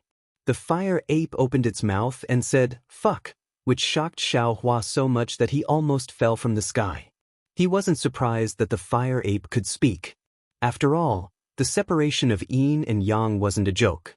Instead, he was surprised that the fire ape could spit out vulgarities when it opened its mouth. The fire ape naturally couldn't find the trace of Jade Archive Xiaohua in the space. It just stared in the air for a long time, then withdrew its ominous glint and walked away. Looking at the fire ape's leisurely appearance, it seemed that it also enjoyed its rare freedom. The fire ape was happy, but Jade Archive Xiaohua was not happy, because the fire ape was not heading towards the strange mountain, nor was it heading towards the Cave of 3 Stars. Seeing the fire ape walking further and further away, Jade Archive Xiaohua had no choice but to point his finger. Then he heard a song coming from the strange mountain, observing chess, Kolan, felling ding ding, cloud edge, valley entrance. Selling wine, laughing wildly and indulging in love. The autumn sky is high, facing the moon, I sleep on the pine roots, and the dawn comes. Recognizing the old forest, climbing the cliffs, cutting the withered vines with an axe. Harvested into a caddy, in the Shinga market, 3 liters of rice were exchanged. Furthermore, there was no competition, so the current price was mediocre. You don't know how to scheme, you don't have honor or disgrace, and you live a peaceful life. Where we meet, you are not an immortal, yet you are Tao, sitting quietly and reciting the yellow court. Unfortunately, when the fire ape heard this, it roared and shouted, "Noisy, noisy! I don't understand." As it spoke, flames appeared under its feet, and it was about to escape into the distance. Jade Archive Xiaohua was dumbfounded. Although the fire ape's words were somewhat jerky, Jade Archive Xiaohua understood that it was the language of the Xiaoyu continent, and not the language of the Elysium world that he had just spoken. Fuck. This is really troublesome. Jade Archive Xiaohua could not help but curse.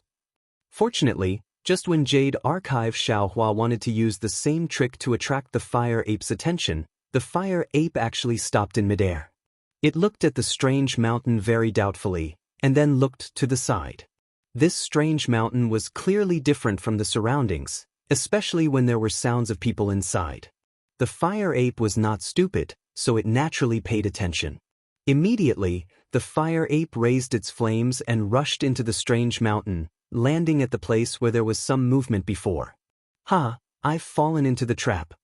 Seeing this, Jade Archive Xiaohua laughed wildly in his heart, and proudly said, "Damn, since you're in I's hands, how can you escape? Even if you're now at the beginning of spiritual wisdom, I'll still make you fall into I's trap." Sure enough, the fire ape looked everywhere for the singer, but to no avail. It moved towards the direction of the Cave of the Slanting Moon and 3 Stars.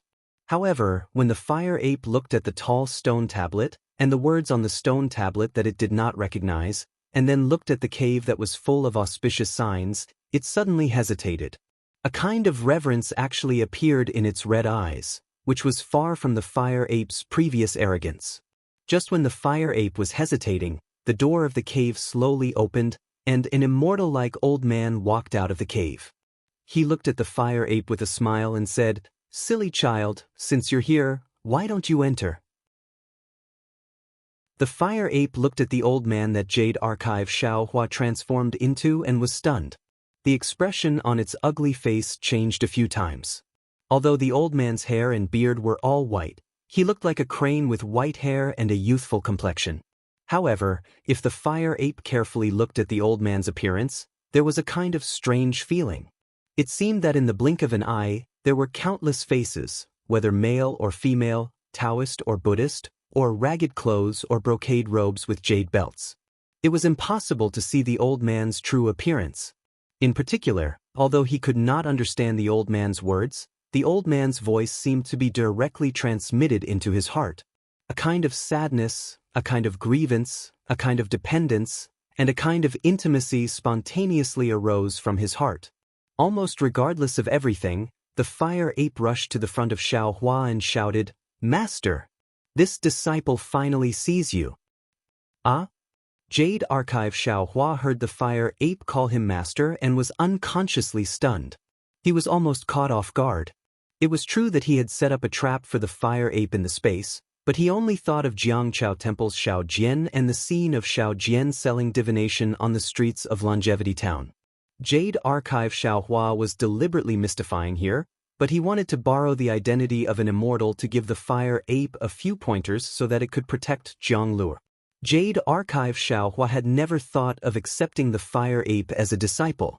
However, looking at the fire ape's slightly trembling body, Jade Archive Xiaohua was relieved. Whether it was a human or a demon, there was a dream in the heart. In the dream, there were relatives and enemies. This fire ape had been bullied by him in the Xiaoyu continent. In its heart, it probably had long dreamed of growing into a strong person. Now that it saw him so amiable, was it not the same kind of intimacy in its heart? And the result of this intimacy was that it wanted to worship him as a master and learn magical powers so that it could take revenge and vent its anger? Of course, Jade Archive Xiaohua could not rule out the possibility that the fire ape was still lonely and now saw him as if it had found a home. Silly child, when did this old man become your master? Jade Archive Xiaohua used his hand to knock the fire ape's head 3 times and said with a smile.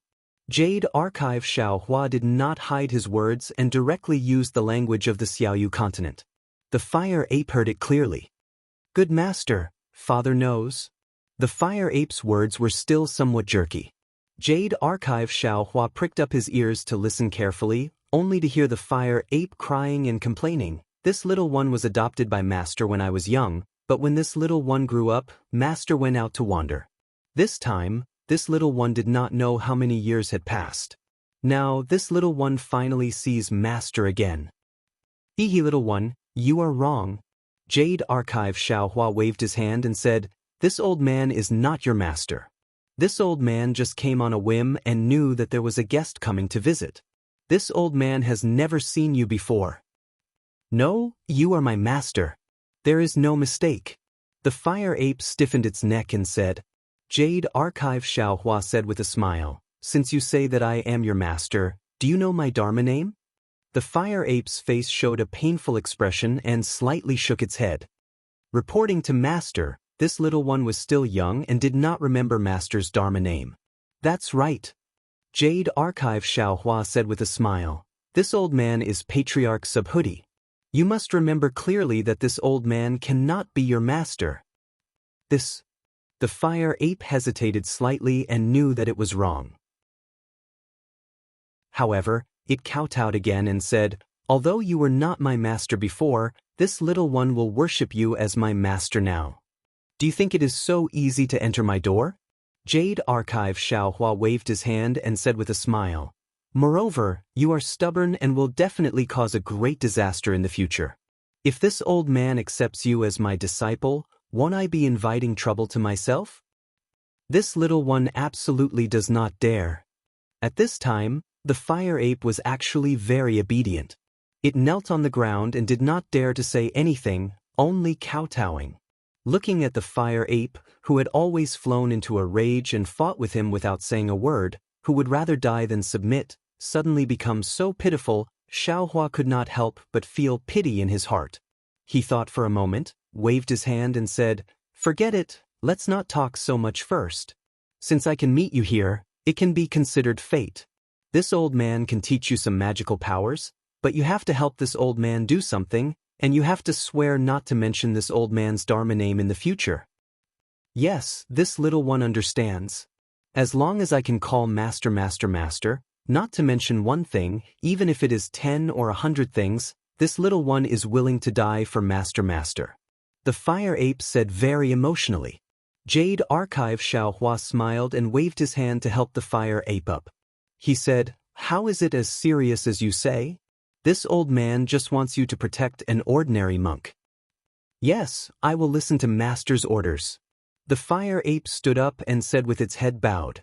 Jade Archive Xiaohua entered the immortal's cave first and said without turning his head, come with this old man. Previously, Jade Archive Xiaohua only used his method in the sky and had already created an immortal's cave in this strange mountain. Now that he really came in, he found that there were many flaws in the immortal's cave, and Xiaohua had to make up for it as he walked. Fortunately, the fire ape lowered its head and did not dare to overstep, following Xiaohua step by step, and also did not find anything. When they arrived at the main hall, Jade Archive Xiaohua sat on a cloud bed, and the fire ape obediently stood below with its head lowered. Xiaohua looked at the huge hall and felt embarrassed in his heart. Just now, he really showed off too much. He did not think so much and actually created such a huge hall in the illusion realm, but he did not think about getting a few disciples and so on. Fortunately, the fire ape was reserved and did not dare to ask more, and Jade Archive Xiaohua was too lazy to explain. Chapter 3496. Little guy, what's your name?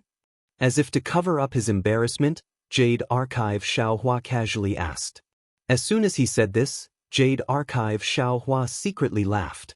Yes, the fire ape just came out of the spirit storage bag today and didn't even know how to speak before. How could he have a name? Sure enough, the fire ape's face turned red and bowed. I haven't seen my parents since I was young. How could I have a name? If Master doesn't mind, please bestow a name.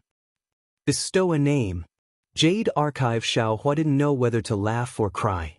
How could he give a name with his half-baked literary talent? However, Jade Archive Xiaohua's heart moved and nodded. You're a monkey that became a spirit. Why don't you have the surname Yuan? And you want to have the ability to understand heaven and earth. Why don't you be called Tongton? How about this? Yuan Tongton. Yuan Tongtian. Good name, good name.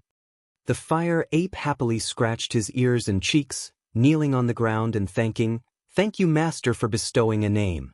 Thank you, Master, for bestowing a name. Seeing the fire ape like this, Jade Archive Xiaohua was also somewhat happy. He raised his hand and said, You don't need to kneel first. This old man's tribulation is coming, so I've already dismissed all my disciples. Now that I've met you, although I can't be your disciple, seeing that you're sincerely asking for guidance, I'll teach you a thing or two. Thank you, Master. Thank you, Master. The fire ape was overjoyed, but then he became worried. Master, what kind of tribulation do you have? Can this little one block the tribulation for Master? Jade Archive Xiaohua was quite moved. He waved his hand and said, Cultivate well. When you know this old man's origin, maybe you can block the tribulation for this old man. Yes, this little one will do his best to cultivate. The fire ape said very sincerely. I hope to be able to help Master in the future. Then Jade Archive Xiaohua said, Rest for a while. Let this old man think about what divine ability to teach you. Master. Hearing this, the fire ape hurriedly said, This little one wants to have 3 divine abilities. I don't know if Master can bestow them. Monkey is really straightforward. Jade Archive Xiaohua laughed. Tell me, let this old man listen. Is this the first? I want to practice a good staff technique so that I can beat immortals and ghosts. If any Taoist dares to bully me, I will also use this staff technique to kill him. Sweat. Jade Archive Xiaohua curled his lips in his heart. Needless to say, the Taoist that Yuan Tongtian spoke of was himself. The Jade Archive Xiaohua said with a smile, This old man here has the 36 forms of the earth-penetrating staff technique. It's just right for you to use. Thank you, Master. Yuan Tongton was overjoyed. Number 2, this little one wants to learn the art of transformation. Whether it's a human demon, insect, fish, flower, bird, wood, or bamboo, this little one can transform into anything. This.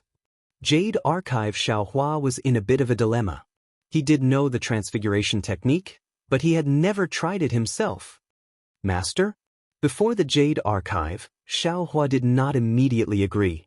Fire Ape Yuan Tongtian immediately smiled and said, If Master is not willing to teach, then just pretend that this little one did not say anything. That's not it. Jade Archive Xiaohua shook his head slightly. This old man's transfiguration technique is quite profound. I'm afraid that it won't be easy for you to master it. How about this? This old man will teach you a simple introductory technique and then teach you another technique to make up for it. Hee.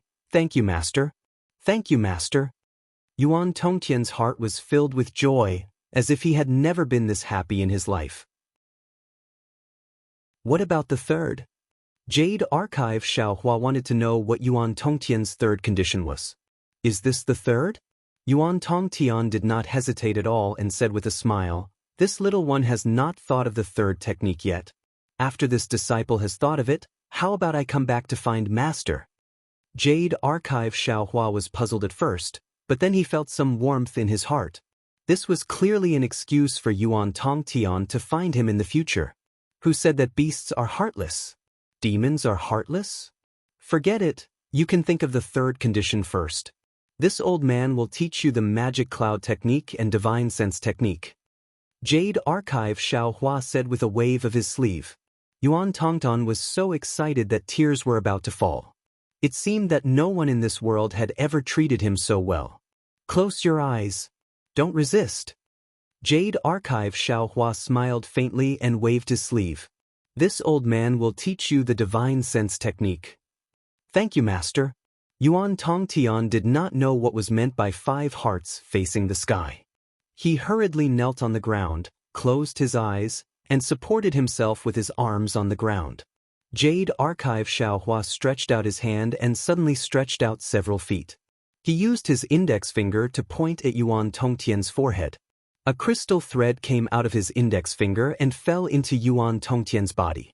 Jade Archive Xiaohua taught Yuan Tongtian a part of the Heavenly Staff Technique, the Heavenly Law Embodiment Technique, the Transfiguration Technique, and the Cultivation Method of Spirit Guidance. While Yuan Tongtian was comprehending the Divine Sense Technique, Jade Archive Xiaohua hurriedly flew out of the cave and only returned after several hours. When Jade Archive Xiaohua returned, Yuan Tongtian hurriedly greeted him and said somewhat anxiously, "Master, you are back. This little one thought that you had already left." Hee, this old man still had some last things to do. I have just finished them. Jade Archive Xiaohua explained and asked, "Have you fully comprehended these divine sense techniques?" "Yes, this little one has comprehended them all," Yuan Tongtian said respectfully. "However, these divine sense techniques require years of cultivation. This little one does not know if I have understood them all." "Good, tell me about your comprehension." Jade Archive Xiaohua sat on the cloud bed and said with closed eyes. Then, Yuan Tongtian told him about his comprehension in detail. Jade Archive Xiaohua was very satisfied after hearing Yuan Tongtian's words. He corrected Yuan Tongtian's mistakes and explained the divine sense techniques again from beginning to end. Only then did he stop talking. "Master." After Jade Archive Xiaohua finished explaining, Yuan Tongtian closed his eyes for more than half an hour and said respectfully, "This disciple has firmly remembered it. However, speak." Seeing Yuan Tongtian hesitate, Jade Archive Xiaohua asked. "The divine sense technique is very mysterious. This disciple is overjoyed after hearing it. However, this disciple seems to have the so-called divine sense, but this divine sense technique cannot be controlled. Isn't this divine sense technique a tree without roots?" "That's easy to say." Jade Archive Xiaohua understood that Fire Ape Yuan Tongtian's divine sense should be called elemental will. If he wanted to cultivate and control it, he would have to rely on Taoist spiritual objects. Coincidentally, he had the rainbow cloud. This item was originally used to stimulate the divine sense of Taoist sect disciples. It should also be effective on Yuan Tongtian. Of course, Yuan Tongtian did not need to stimulate his divine sense again. He only needed to use the rainbow cloud to strengthen his elemental will and use spirit guidance to control it. Seeing that Jade Archive Xiaohua was almost omnipotent, Yuan Tongtian became even more excited, almost jumping up and down in the main hall. Seeing Yuan Tongtian's happiness, Jade Archive Xiaohua's heart moved, wanting to inquire about Yuan Tongtian's origin and even the origin of the other fire ape, as well as the origin of the male and female thunder beasts. However, just as Xiaohua was about to open his mouth, he swallowed the words back down. After all, these things were easy to pry. Although Yuan Tongtian might not be suspicious right now, Yuan Tongtian's spiritual cavities had already been opened. Who knew when he would wake up? If Jiang Luer's matter was delayed because of this, it would be too late for Xiaohua to regret. Forget it. Who doesn't have secrets? This Yuan Tongtian has always been arrogant and unruly, but in front of my so-called master, he is so well behaved. He can be considered a filial monkey. There's no need to fuss over it. Jade Archive Xiaohua dismissed the idea of pursuing the matter and took out the rainbow cloud for Yuan Tongtian to use. Sure enough, Jade Archive Xiaohua's prediction was correct. The rainbow cloud was equally effective on elemental will. It even caused a slight change in Yuan Tongtian's elemental will. It could be activated and tempered like the divine sense of a Taoist cultivator. Thank you, Master. Thank you, Master. Yuan Tongtian did a somersault in the main hall and shouted, "In the future, I can be as powerful as Lu Er." This guy? Lu Er? Jade Archive Xiaohua was stunned and asked curiously, "Who is Lu Er?" Lu Er Macaque. Yuan Tongtian said unconcernedly, "That guy has 6 ears. He is good at listening and can observe everything. It seems that there is nothing in the world that he doesn't know. I learned the divine sense from Master. If I practice more, I will definitely catch up with him in the future." "Ah, I see." Jade Archive Xiaohua said with a smile, "He is born with the divine sense. Your divine sense has a limited range. I'm afraid you can't compare with him." Yuan Tongtian was not happy. He waved his furry paws and shouted, "If you don't want to compete, then don't compete. That guy is the most cunning and insidious. His whereabouts are always sneaky. In the past, when I needed his help, I searched all over Meng Mountains but he didn't." Yuan Tongtian's Meng Mountains was like a bolt from the blue to Jade Archive Xiaohua's ears. It instantly reminded him of Master Qin Qin's death. Before she died, the green seal character, Lu, meant that the murderer was Lu Er Macaque, wasn't it? A wave of hatred suddenly rose from Jade Archive Xiaohua's heart. "Master?" Yuan Tongtian suddenly panicked and said, "Why is the main hall suddenly shaking? Why is it suddenly so cold in the cave?" Jade Archive Xiaohua calmed himself down. He knew that he lost control of his emotions and affected the illusion. His face was gloomy and he said coldly, "Nothing. This old man's tribulation is coming. This cave, and even the Lingtai Fengsuan mountain is about to collapse. Ah, Master, please come out with me. If you stay in this cave, won't you be in trouble?" Yuan Tongtian said worriedly. Jade Archive Xiaohua saw the genuine concern in Yuan Tongtian's red eyes. The anger in his heart subsided. He waved his sleeves and said, "It's fine for now. Since there's still time, this old man will teach you more." "Master, I'd rather not learn than waste your time," Yuan Tongtian replied without hesitation. "Why are you talking so much nonsense? Hurry up, what else do you not understand?" Xiaohua said impatiently. Yuan Tongtian didn't understand why Jade Archive Xiaohua suddenly changed his expression. He was afraid and didn't dare to say more. He said in a low voice, "I really like the art of transformation. It's just that I haven't been able to find the trick." "Close your eyes and open your mouth," Jade Archive Xiaohua said calmly. Chapter 3497. Yuan Tongtian hurriedly sat down, closed his eyes and opened his mouth. Xiaohua took out the rejuvenation elixir. He knew that 6-eared macaque had killed Master Qin Qin for the rejuvenation elixir, and he had also heard the elder Wu of Huta village say that the rejuvenation elixir had some effect on the art of transformation. Yuan Tongtian took the rejuvenation pill and opened his eyes. He looked at Xiaohua timidly and said, "Master, don't be angry. I'm stupid and didn't cultivate well. I'll cultivate well in the future." Xiaohua waved his hand and said, "This has nothing to do with you." "Yes, Master." Yuan Tongtian lowered his head and didn't dare to ask. "How do you feel? Can you transform?" Xiaohua asked. Yuan Tongtian's face turned red. After a while, he whispered, "I still can't." "Well, don't worry. This isn't something that can be cultivated in a day or two." Xiaohua nodded. "But I don't have enough time, so I can only pass it to you in a hurry. You'll have to rely on yourself in the future. All right, wait a moment." Xiaohua pointed his finger, and a mother-child spirit fruit appeared on top of Yuan Tongtian's head. Yuan Tongtian was surprised. He wanted to say something, but when he saw Xiaohua's gloomy face, he quickly shut his mouth.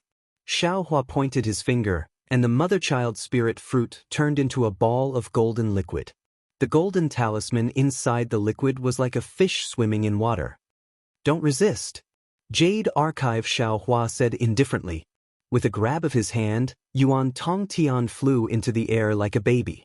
That golden liquid suddenly expanded and covered Yuan Tongtian within.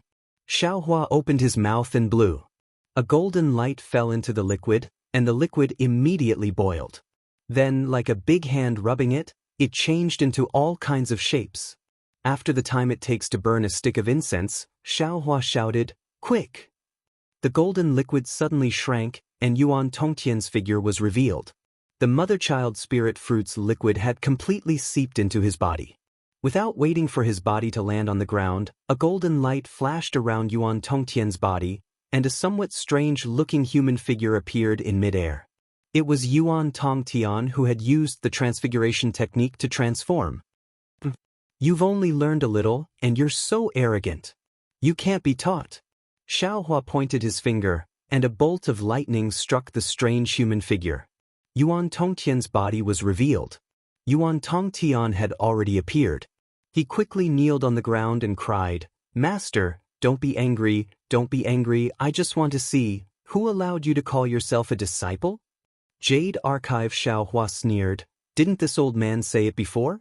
You are not this old man's disciple, so don't say that you are this old man's disciple in front of others.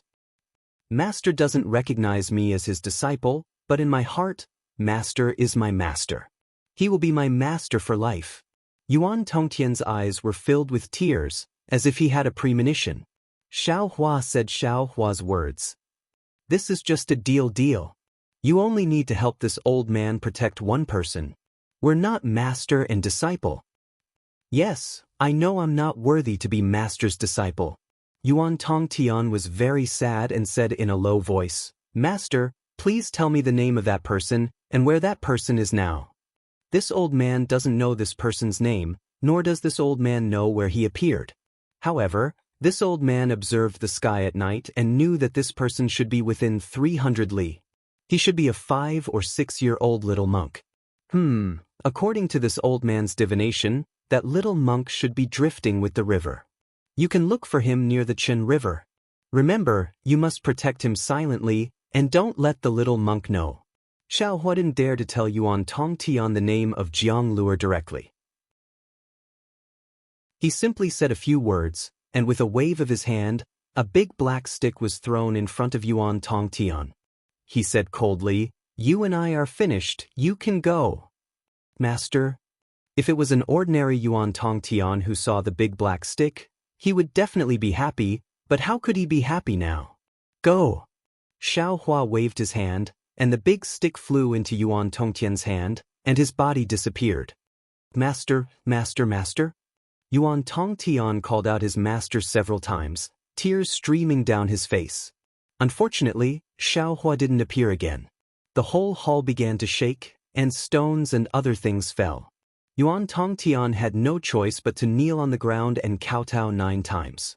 Only then did he walk out of the main hall, turning his head 3 times with each step. Yuan Tongtian looked very sad. Even if a stone fell on his shoulder, he didn't care. He was afraid that he would anger Jade Archive Xiaohua. Sigh. Xiaohua frowned in midair. This fire ape is loyal and affectionate. Next, Xiaohua reached out his hand again, and the storage bag fell into his hand. He reached out and pulled the 6-eared macaque out of the bag by its throat, which was something he rarely did. Looking at the 6-eared macaque with its eyes closed, Xiaohua narrowed his eyes. He only needed to use a little strength, and the 6-eared macaque would be squashed like a fly. That would be revenge for Master and I Qin.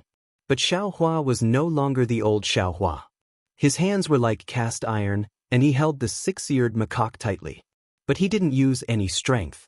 The 6-eared macaque was the culprit behind Master and I Qin's death, but Master and I Qin had clearly told Xiaohua to not avenge him. Xiaohua could faintly understand the remorse in Master and I Qin's heart. This was Master and I Qin's karma, not Xiaohua's. Because of the 6-eared macaque's attack, Master and I Qin died on the night of the blood moon. This ending was perfect for Master and I Qin, and in this respect, The six-eared macaque did not do anything unforgivable.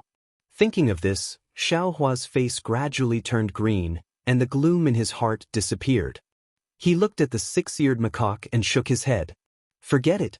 Blessings are blessings, and sins are sins. Everyone has their blessings, and everyone has their sins. Don't say that the heavens are unfair, because the time is not right. You may be the sins of others, but you are also the blessings of others. However, I is I, and you must not have the impression of I in your mind. Leaving it in your mind is blasphemy to I. Thinking of this, Xiaohua reached out his hand and touched the six-eared macaque's forehead. A five-colored light flashed, and nothing else happened. What about Yuan Tongtian? Xiaohua thought to himself. Should I erase his memory as well? Sigh, forget it. There is no such thing as an airtight wall in this world. Although Xiaohua did not intend to take the six-eared macaque's life with his own hands, he was determined not to let the six-eared macaque stay in the space anymore. Jade Archive. Xiaohua looked at Yuan Tongtian, who was walking out of Bir Fengzuan Mountain, and raised his hand. Rumble. An earth-shaking sound rang out, and the entire Bir Fengzuan Mountain collapsed. Yuan Tongtian had just stepped on flames and flew up when Jade Archive. Xiaohua immediately grabbed him. Master? Yuan Tongtian, who was out of the space, could only see the original scenery of the Pure Land. Looking at the place where he came from, the Bir Fengzuan Mountain had completely disappeared. Yuan Tongtian was so sad that he knelt on the ground and cried, "This little one is really stupid. I didn't think that I would have to say goodbye to you as soon as I saw you. Although you don't allow this little one to call you master, you are my master. This little one only has you in my heart. Even if this little one is smashed to pieces, I will still complete your orders. This little one is going to find the little monk related to Xinjiang." After he finished crying and speaking, Yuan Tongtian kowtowed again. Only then did he put the black iron rod on his shoulder. With one hand on one end of the iron rod, he walked in a certain direction while facing the afterglow of the setting sun. The shadow behind him was very long, just like the sadness in his heart. Xiaohua was hidden in the air. Looking at the direction Yuan Tongtian was walking in was completely different from Xinjiang. He did not make a sound. The radius of more than 500 li was not big, so Yuan Tongtian could definitely find Jianglu. However, thinking about Yuan Tongtian's filial piety these few days, Xiaohua felt a little reluctant. Even cultivators have feelings. Seeing Yuan Tongtian walk away, Xiaohua's face turned cold. He used the wind escape technique and flew towards the snowy mountain. As for the six-eared macaque, although Xiaohua would not kill it, he would definitely not treat it well. When he passed by a dangerous place filled with fog, Xiaohua shook his hand and threw the six-eared macaque, whose memory he had already erased, down. Xiaohua knew that the six-eared macaque would not fall to its death. However, he did not want to worry about what would happen to it after it was seriously injured. Although he did not know when Jiang Luo would wake up, he did not even know if Jiang Luo would wake up. However, with Jiang Luo in the hands of the great Zen master, he was much more confident than in Xiaohua's space. Xiaohua absolutely believed that the great Zen master would not only be jealous of Jiang Luo, who was only 5 or 6 years old, but also curious. Furthermore, with the great Zen master status, Xiaohua also believed that he would definitely not harm Jiang Luo's life. The worst-case scenario was that Nirvana Zen master would try his best to destroy Jiang Luo's state of solitude due to jealousy. The most likely scenario was that Nirvana Zen master would try his best to comprehend Jiang Luo's state of solitude. No matter what the situation was, it would be beneficial and harmless to Jiang Luo. It was something that Xiaohua could not do. The worst-case scenario is that Nirvana Zen master is unable to wake Jiang Luo up. Then the next time I come to Nirvana, I will take Jiang Luo away. Xiaohua, who was flying hurriedly in midair, thought so. Moreover, this Xiao's Buddha Sarira is also comprehending Buddhism day and night. Perhaps this Xiao will be able to find the way to enter state of solitude.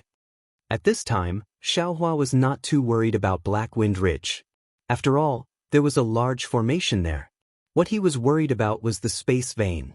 Sun Jian said that the space vein would collapse soon, but Xiaohua felt that it would take at least more than a month. However, Xiaohua had already spent a month in the Pure Land world. There was not much time left for him.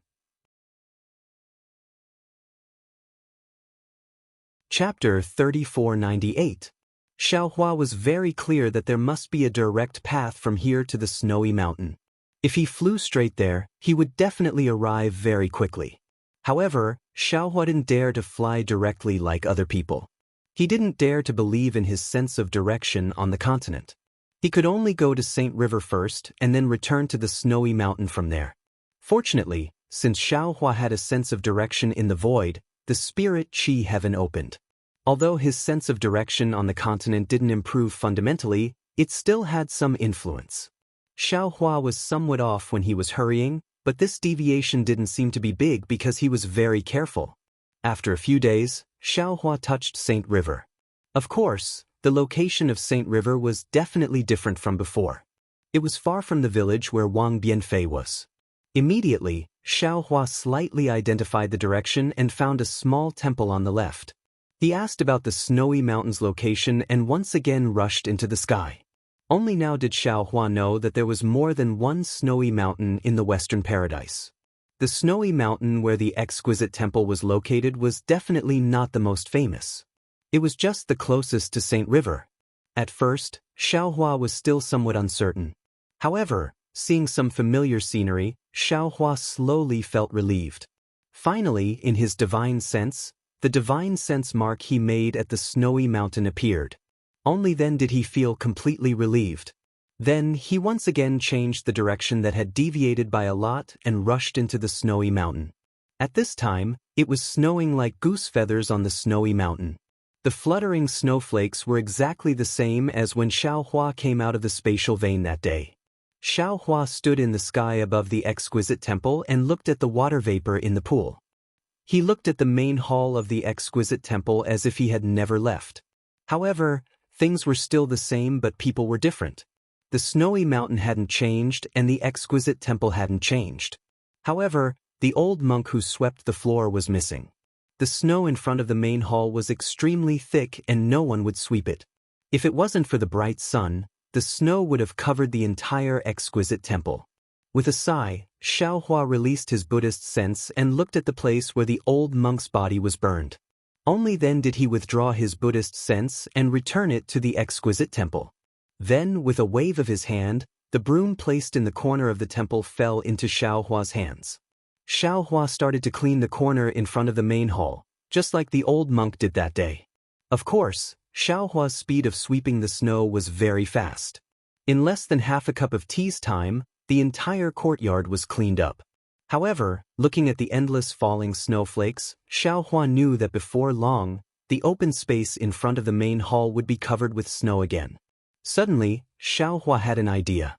Bringing Wang Bianfei and his mother back to the hidden immortal continent might not be an excellent choice.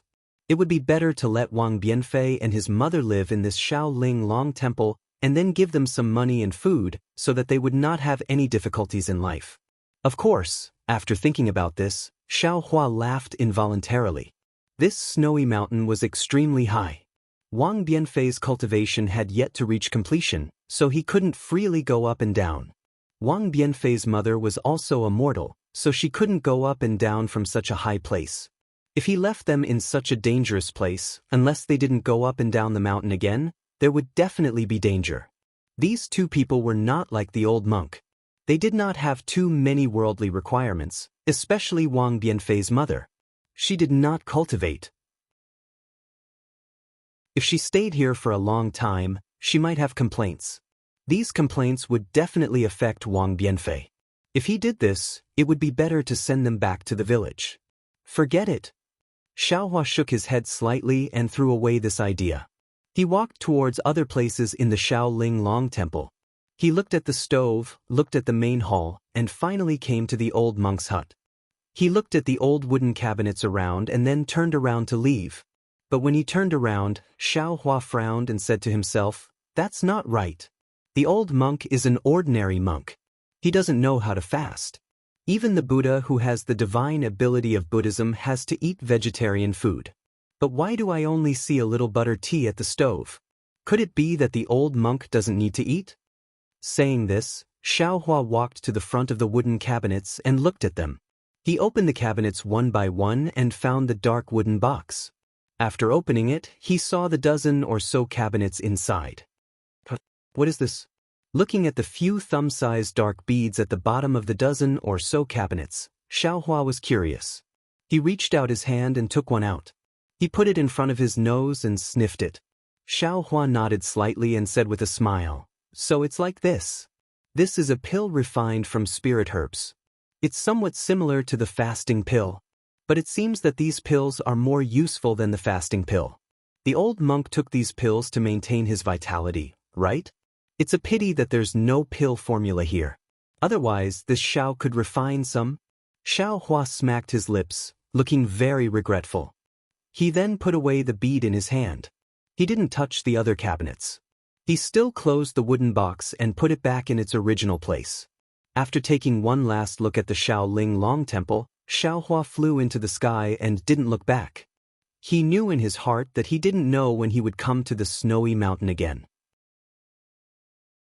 Who knew what changes would happen to the Shaolin Long Temple at that time? Unfortunately, after flying for a while, Xiaohua suddenly stopped in midair.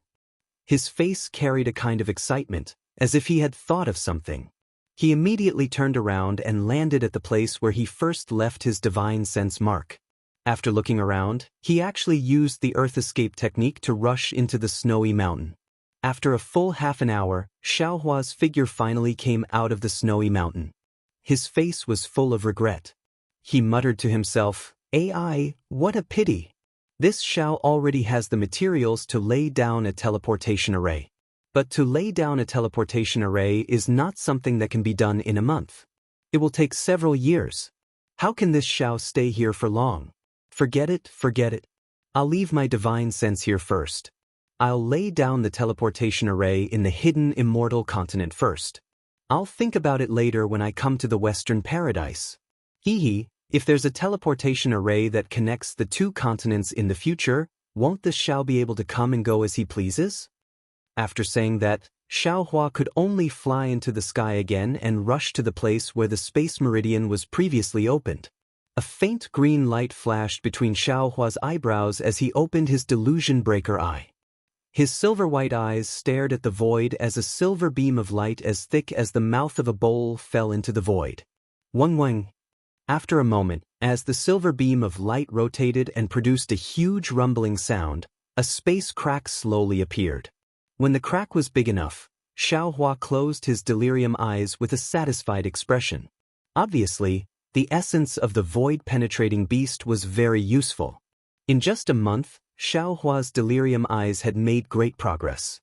Looking at the space meridian, it was overflowing with a destructive aura, but it seemed that the situation had not reached the point of completely collapsing. Xiaohua was overjoyed and was about to float in, but at this moment, Xiaohua felt a chill in his heart. He couldn't help but turn his head to look at a place.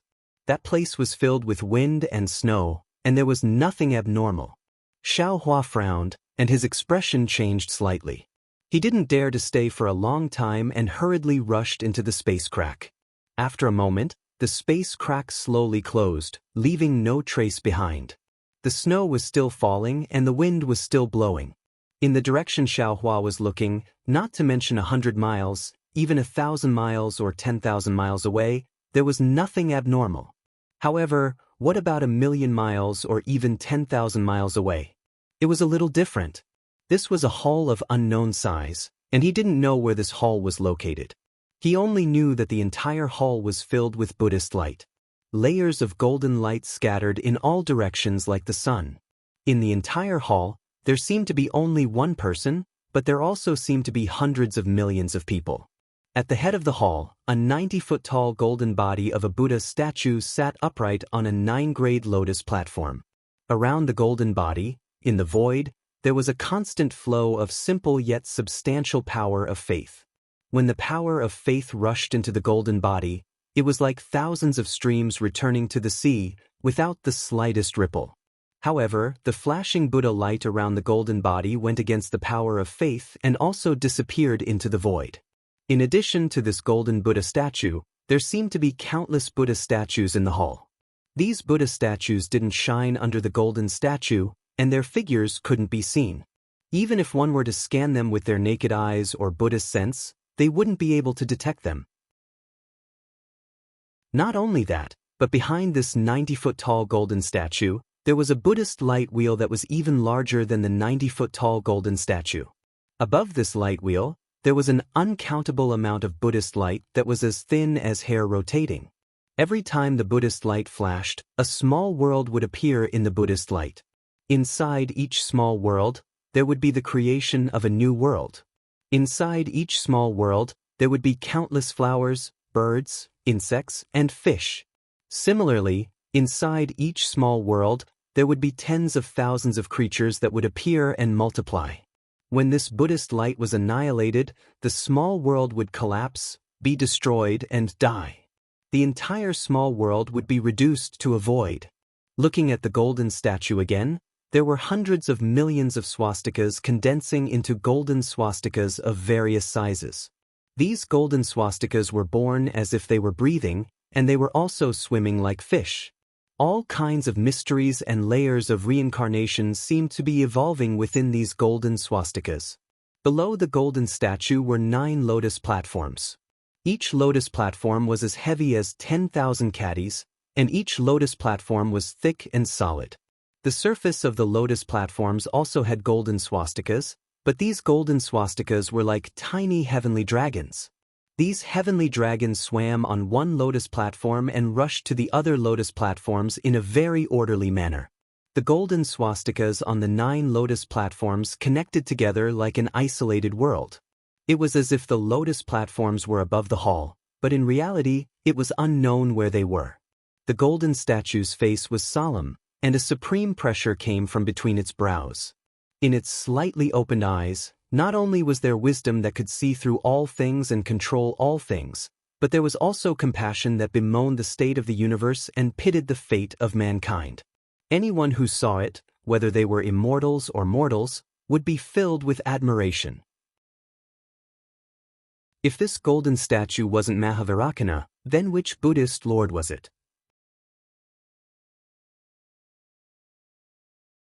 Chapter 3499. At this moment, the Mahavairakana revered Buddha smiled as he held a flower in his hand and chanted mantras. Countless heavenly flowers fell from the main hall and countless heavenly maidens danced in the sky. There were also countless heavenly dragons cruising below the hall. The Buddha said, "For the Bodhisattva's voice to the people of the world. When the great teachings are widely spread and the great teachings are performed, all are gathered in the 7 Treasures lecture hall in order." At the beginning, the Buddha's voice to the people of the world was heard. There was no one who did not happily understand what they had learned. Everyone gains according to their talents. There is a natural breeze in all directions, blowing the treasured tree to make 500 notes. At this moment, I am overjoyed beyond words. When the golden body finished speaking, the flowers withered and the heavenly maidens mourned. Even the thousands of heavenly dragons wailed and wept with joy. The revered Buddha's words are too wonderful for words. A pious voice sounded. Above the main hall that seemed to be void, thousands of Buddha's rays were produced. It was unknown how many Buddha's bodies that could not be seen clearly before appeared.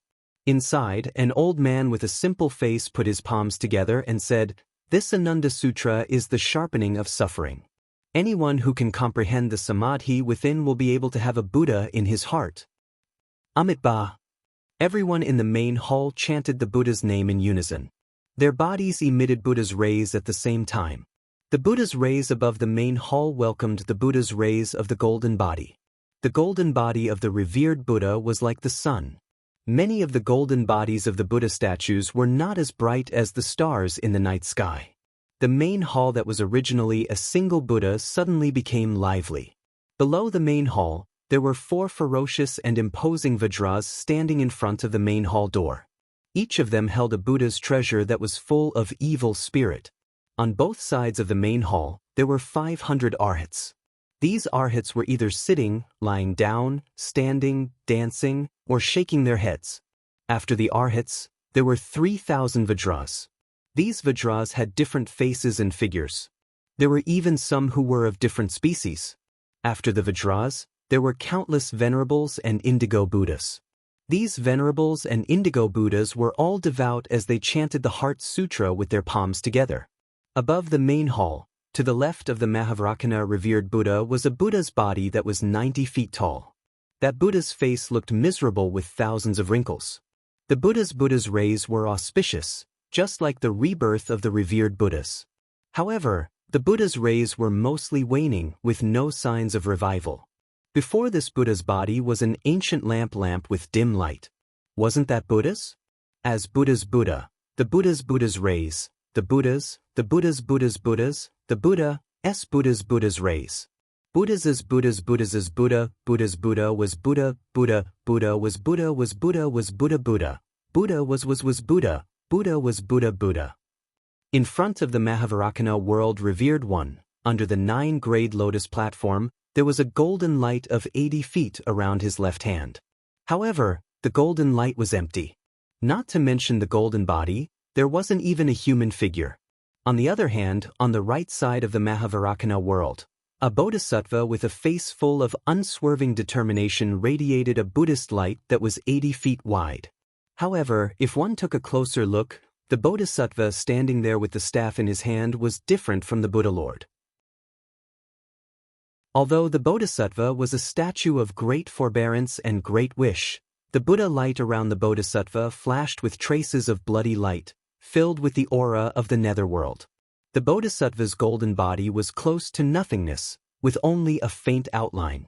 The faint power of faith was generated vertically from the void, slowly filling the thin outline. Wasn't this bodhisattva the Namo Great Aspiration Ksitigarbha Bodhisattva who would never become a Buddha if hell wasn't empty? Now, the Namo Great Aspiration Ksitigarbha Bodhisattva's Dharma image closed his eyes and stood on the rightmost side of the Mahavrakana world revered one. The leftmost side of the Namo Great Aspiration Ksitigarbha Bodhisattva's Dharma image was also nothingness. After the quaint old man finished speaking, another Arhat taming dragon stood up. He put his palms together and bowed, asking, "Revered one's Dharma is boundless. Today, the Ananda Sutra has allowed me to comprehend a lot. The last time I heard Revered One explain the Ananda Sutra was 600 years ago. That day, Revered One only said that this sutra shouldn't be said too much. I wonder why Revered One suddenly began to talk about it today?" Buddha said, "The world doesn't hear of suffering, but happiness doesn't exist. People often think about difficulties, but if they don't experience happiness, then everything will prosper? My great Thunderclap Temple's Bodhisattva has attained enlightenment for a long time. We live in comfort and have fewer worries. If I don't talk about the Ananda Sutra, what Dharma will I talk about?" Once the Mahavrakana world revered one spoke, the heavenly flowers fell in disorder, and the Buddha light was limitless. That Arhat taming dragon bowed and sat down. He closed his eyes and pondered. After the Arhats, there were those who had obtained the Dharma with smiles on their faces. There were also those who were puzzled and frowned. There were all kinds of expressions. At this moment, a heavenly king at the door of the hall called out in a deep voice, "Revered One, wise Manjushri Bodhisattva has returned by decree. Announce." Joy appeared on the Mahavrakana world revered one's face as he opened his mouth and said. Following the revered one's words, the door of the hall opened, revealing the magnificent scene of thousands of lotuses in front of the hall. These lotuses were all blooming with 9-colored brilliance. Under the lotuses, there was a boundless green water. This green water didn't have any waves. Billions of golden inscriptions were hidden in this green water. Every drop of green water showed the birth and destruction of a small kiliacosm. When the bodhisattvas saw the door of the hall open, they were all delighted. They all said, "Namo wise Manjushri Bodhisattva." As I heard, for a time, Buddha gave the tree to the Garden of Solitude in the Shiwei kingdom. Together with the 8,000 monks of Bhikkhu, Elder Sariputra, Makasayapa, and so on, were also. The chanting turned into thousands of golden lotuses that flew out from the hall and entered one of the lotuses. That lotus suddenly grew bigger. When it rose to the height of 80 feet, Manjushri Bodhisattva's golden body appeared. A Buddha cloud appeared under his feet and carried the 80 feet golden body into the hall. Manjushri Bodhisattva entered the hall. He put his palms together and bowed. Amitabha, disciple Manjushri greets the revered one. After 9 lifetimes of training, you have finally achieved enlightenment.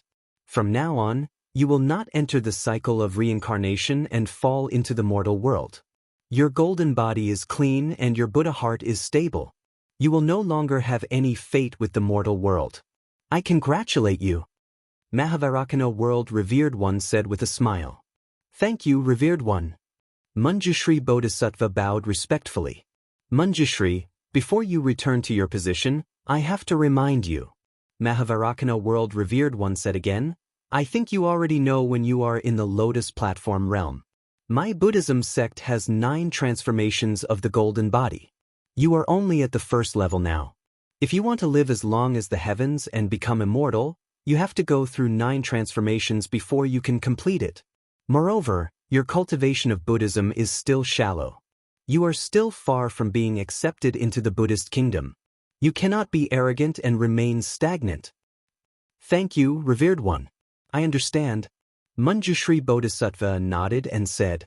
Mahavairocana world revered one was very happy and said, since that's the case, Manjushri Bodhisattva, return to your position.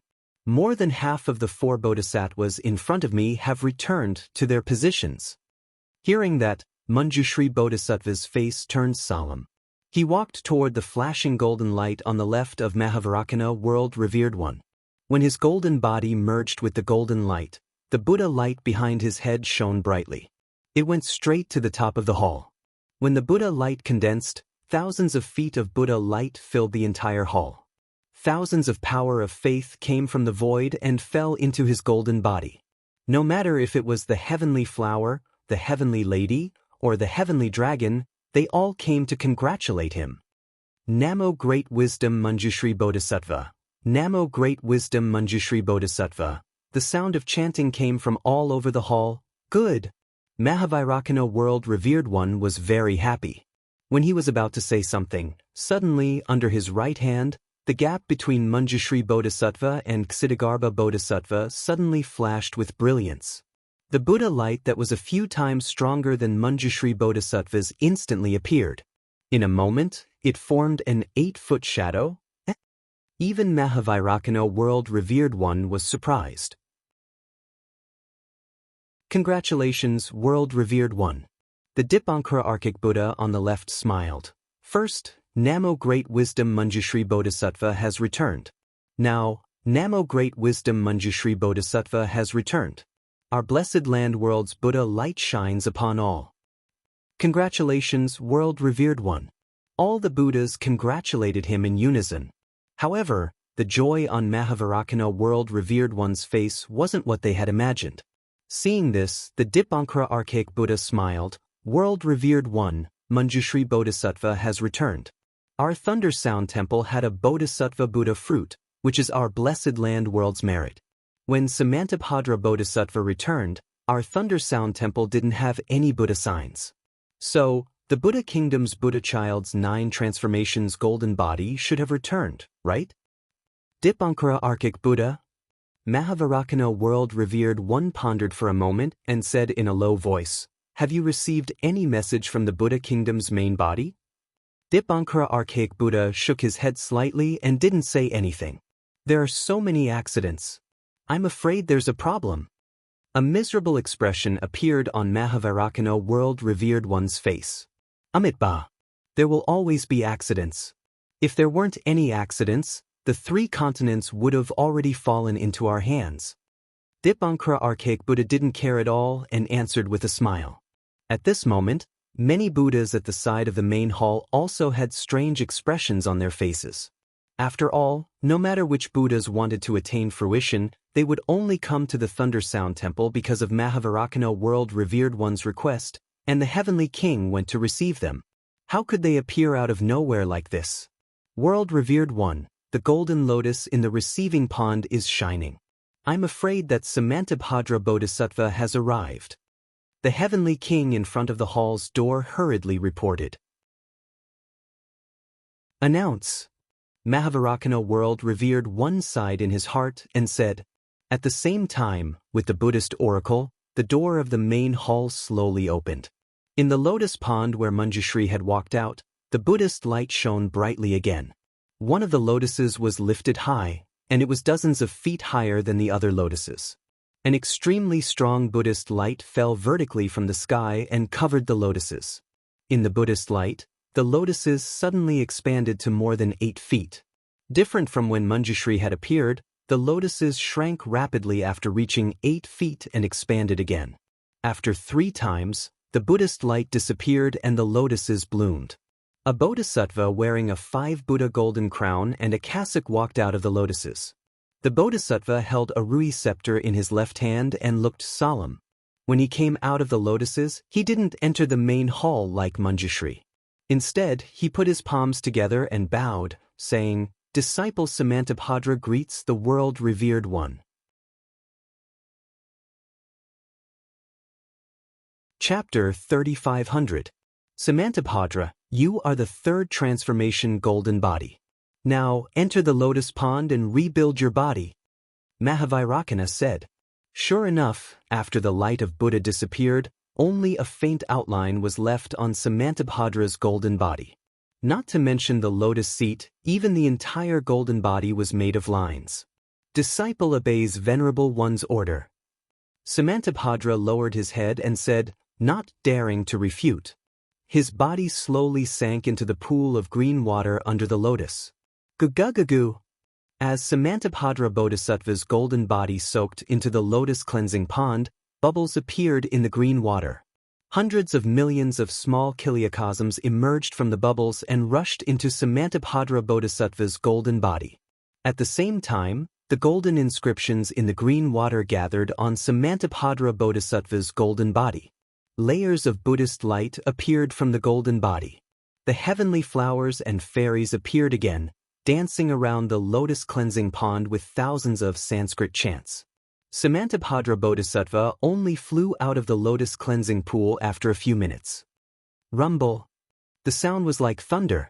The power of faith that flowed like water was born from the void and poured into Samantabhadra Bodhisattva's golden body.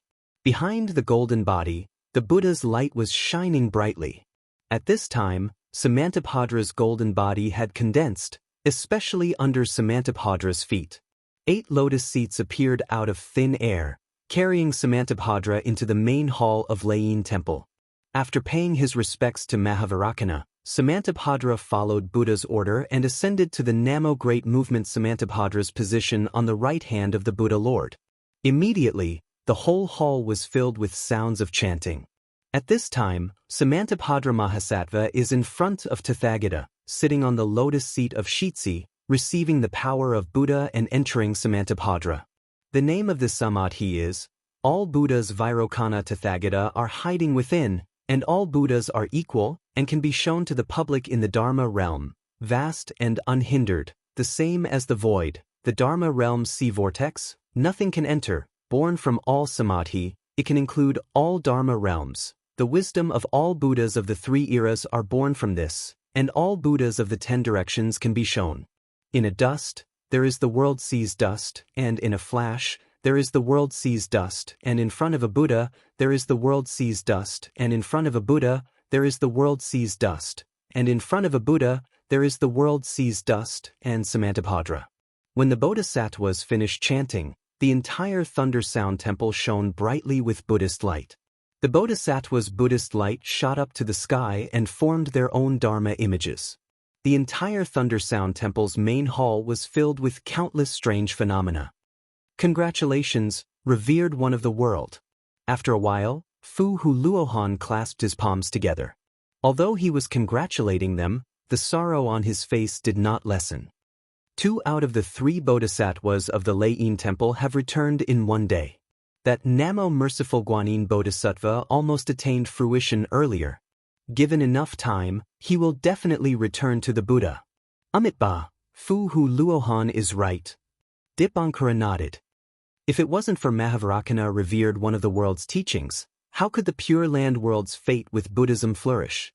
How could the Buddhist light of the Buddhism sect illuminate the 3 continents? Even Samantabhadra Bodhisattva was attracted by the Buddhist light of the Pure Land world. That's why he chose to undergo the golden body third stage here. Amitabha, revered one of the world's merits are boundless. All the bodhisattvas chanted. Fu Hu Luohan also said, according to my thoughts, that Namo Merciful Guanyin Bodhisattva is now cultivating in the hidden immortal continent. When the time is right, he will definitely attain fruition. Think about it, the hidden immortal continent, which is controlled by the Confucian cultivators, actually has 3 bodhisattvas attaining fruition. What a huge insult to the Confucian cultivators. After Fu Hu Luohan finished speaking, all the bodhisattvas started whispering to each other. Every bodhisattva's face was filled with excitement. Samantabhadra Bodhisattva seemed to have just condensed his golden body in the Pure Land world. He didn't understand what everyone was talking about. He glanced at the empty seat to the right of Mahavarakana, revered one of the world, and frowned slightly. He whispered, "Revered one of the world, is there still no news of Namo Dang Lai Shing Maitreya? According to what I know, the future Buddha Lord has already descended to the 3 continents. However, where he is and how he cultivates are still a mystery." Mahavarakana, revered one of the world's whispers, replied. Namo Dang Lai Shing Maitreya. Samantabhadra Bodhisattva chanted the name of Buddha. He pondered for a while and whispered, "Revered one of the world's Pure Land world, I'm willing to make a great vow.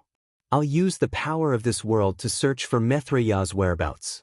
I'll ask the future Buddha Lord to ascend to the Thunder Temple and become the Buddha Lord." Good. Mahavarakana, revered one of the world, smiled. "It's good that you have such a great vow. After a little rest and familiarize yourself with the situation of the 3 continents, you'll complete your merit. As you wish, revered one of the world's Buddhas." Samantabhadra Bodhisattva was overjoyed. He put his palms together and thanked him.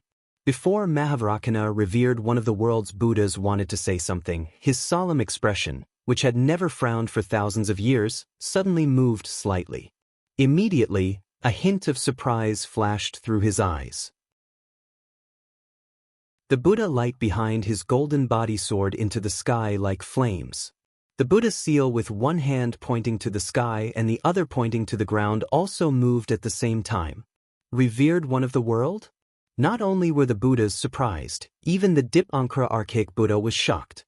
He asked curiously, "Is there any Buddha sign?" The Buddha light surrounding the Mahavarakana, revered one of the world's Buddhas, was as bright as the sun. It spun rapidly for a long time before it slowly came to a stop. He slowly opened his slightly closed eyes and looked at a certain place in the Pure Land world. He whispered, "Ananda has returned." Good. Dipankara archaic Buddha clapped his hands and said, "There are so many good things happening in the Pure Land world today. Even Ananda's 9th reincarnation has descended into the Pure Land world.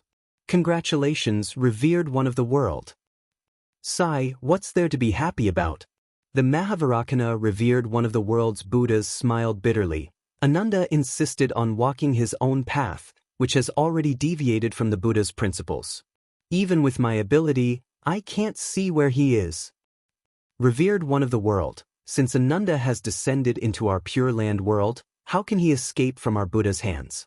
The Dipankara archaic Buddha smiled slightly. Then he waved his hand and said, "Today's preaching has ended. All Buddhas, step down." "Yes, Buddha." All the Buddhas replied in unison and slowly disappeared. "Manjushri Bodhisattva, please wait." The Dipankara archaic Buddha suddenly said. "Yes, revered one." The Manjushri Bodhisattva immediately stopped his disappearing golden body and answered. The Mahavarakana, revered one of the world's Buddhas, didn't understand what the Dipankara archaic Buddha was talking about. After all the Buddhas left, he asked curiously, "Dipankara archaic Buddha, what are you doing?" "I'm also responsible for Ananda's matter." The Dipankara archaic Buddha smiled and said, "That day, it was the revered one's preaching. I spoke too much and caused Ananda's doubts. Therefore, I want to make up for my mistake that day." "How do you want to make up for it?" The Manjushri Bodhisattva was curious. Did the revered one start comprehending the Mahayana Buddhism 10,000 years ago? Have you attained great mastery?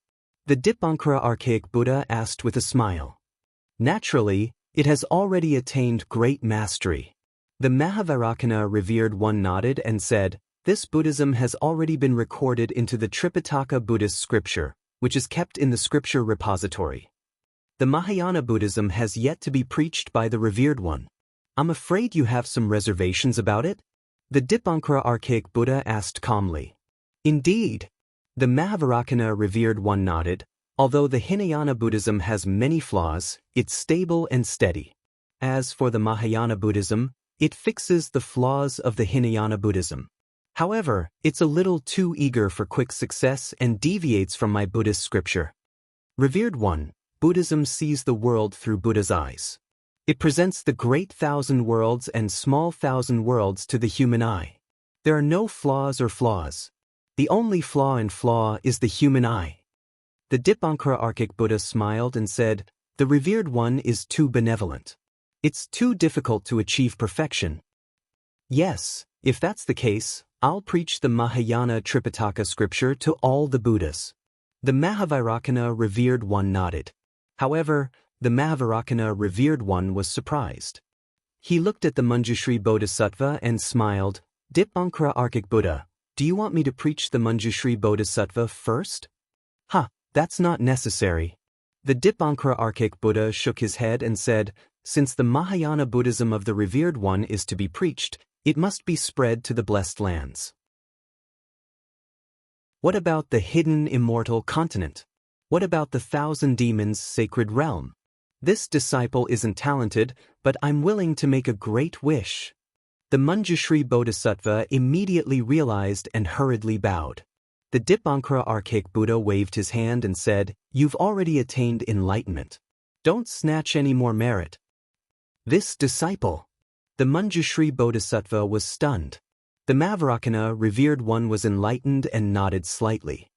Namo wisdom Manjushri Bodhisattva. The Mahavairakana revered one remained silent for a while and said, this disciple is here. The Manjushri Bodhisattva put his palms together and said, I have the Mahayana Tripitaka scripture, and I want to preach it to the hidden immortal continent. However, this scripture is precious. If I preach it casually, people will definitely look down on it. The Mahavairakana revered one said word by word, you need to search the entire blessed lands for someone who can preach the scripture. Ask him to come to my Thunder Sound Temple to obtain the scripture. This person bears the heavy responsibility of obtaining the scripture. If he succeeds, he will receive billions of merit. If you attain enlightenment, you will also receive 100,000 merit as the Manjushri Bodhisattva. This disciple obeys the revered one. The Manjushri Bodhisattva was really confused. He really didn't understand why the Mahavairakana revered one would suddenly give him such a Buddhist decree. You can go now. Before the Manjushri Bodhisattva asked any more questions, he said, after I figure it out, I'll preach the Buddhist decree the next time I preach. Yes, this disciple understands. The Manjushri Bodhisattva hurriedly bowed. However, when he stood up, the Mahavairakana revered one's golden body had already disappeared. In front of him was the Dipankara archaic Buddha who was smiling at him. Dipankara archaic Buddha. The Manjushri Bodhisattva's heart skipped a beat. He hurriedly smiled and said, please teach me. The Dipankara archaic Buddha smiled slightly. His mouth moved as if he didn't say anything. However, the Manjushri Bodhisattva heard it clearly. It was the Dipankara archaic Buddha's heart connection. This heart connection only had 3 words, Ananda. Amitba. The Manjushri Bodhisattva smiled slightly. When he turned around, his golden body slowly disappeared. The Dipankara archaic Buddha looked at the empty Thunderclap Temple's great hall, then at the Maitreya Buddha's empty seat. He let out a slight sigh and muttered, sigh, another sutra seeking. Just as the Buddha light was about to disappear, a calm voice resounded, Dipankara archaic Buddha, what do you mean by that?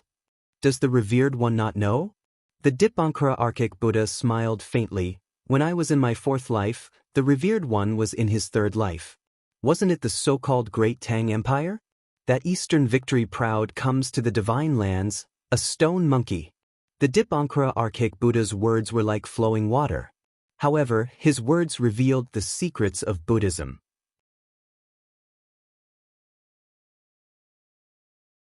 Chapter 3501. Xiao Huan naturally didn't know that it was the powerful Mahavairakana revered one's thoughts that made him vigilant and said that he had entered the space. He stood in the void with a frown and opened his delusion-breaker Dharma eye to carefully examine his surroundings. Similar to what he thought, although the nearby space had already begun to collapse, it hadn't completely collapsed. If Xiao Hua insisted on entering, the chances of finding a way to return to the hidden immortal continent were still very high. Xiao Hua closed his Dharma eye and released his Buddhist sense and divine sense. After exploring for a moment, he made a decision in his heart. Lightning flashed around Xiao Hua's body. He used his most proficient lightning escape technique and rushed into the depths of the space. When he used the lightning escape technique, Xiao Hua was delighted. Ever since he formed his nascent soul in the void, he had always been pretending to be a monk in the pure land of ultimate bliss. He had never truly used the imperial lightning escape technique. Even in the profound water palace, he had only used it for a little while and didn't see much progress. Today, when he used the heaven and earth escape technique, his speed immediately soared. The lightning around his body overflowed like water and wrapped around Xiao Hua's entire body. Moreover, the lightning seemed to have left Xiao Hua's body, making him feel as if he had a pair of wings on his back. Wonderful! Thunder tranquility, thunder movement, and even thunder ascension. At this moment, this Xiao has reached the limit of thunder movement. I estimate that it won't take long for me to enter the thunder ascension realm. Lightning travel 3 realms, you really don't know how arrogant you are. Xiao Hua clapped his hands and laughed. He knew in his heart that after he became a nascent soul, the inner cores of the male and female lightning beasts merged into his nascent soul. His nascent soul could control heavenly lightning as if it was at its fingertips. It was inevitable that his lightning escape technique would make great progress. The joy of the lightning escape technique's improvement was still small. Xiao Hua was the happiest when he flew leisurely in the void that was close to the space. Previously, Xiao Hua already knew that his sense of direction in the void was unparalleled. However, when he entered the void again, he truly understood his own ability. Having this sense of direction in the void gave him a greater sense of accomplishment than any other kind of sacred art he cultivated. This was the only innate ability that Xiao Hua had discovered so far.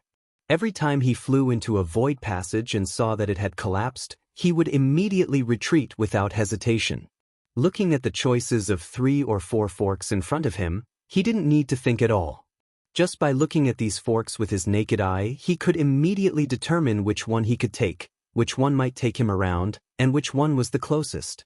Of course, because the spatial network was collapsing one after another, Xiao Hua's judgment of the integrity of the passage might be wrong. However, he had never failed to use tricks like taking a detour or taking a shortcut. Xiao Hua didn't know if it was because the spatial network had collapsed for a long time, or if it was because of Xiao Hua's instincts. But after flying for several days, he didn't encounter any special danger. The strange insect didn't appear, the strange flame didn't appear, and the ordinary spatial collapse basically couldn't do anything to Xiao Hua. On this day, just as Xiao Hua was feeling immensely proud of himself, his tail wagging in the air, he suddenly stopped, slapped his own forehead, and said with a smile, "Damn it, it's true that people are in high spirits when encountering happy events, but even if it's high spirits, it can't neglect proper business. Although this place is a spatial network and can't be considered as the true void, but now that I've reached the depths of the spatial network, it should be about the same as the void, right? Xian mentioned the secret of heaven's heart, I should be able to check it out right here, right?" Thinking of this, Xiao Hua waved his hand, and the broken tortoise shell that G-Man from Meng Mountain's back Earth Stockade immediately appeared in the void. As soon as the tortoise shell entered the void, it immediately flashed with a 5-colored brilliance, and that brilliance was like an oval-shaped halo emerging from the tortoise shell. As the halo emerged, a dark green heart-shaped object flew out from the tortoise shell, and at the same time, the tortoise shell immediately turned into a dark green scroll. It can be like this? Xian didn't deceive me. Xiao Hua was very excited and overjoyed, But he didn't dare to be careless. He slapped his own forehead, and a golden and crimson brilliance rushed out, and the other two heavens' hearts appeared.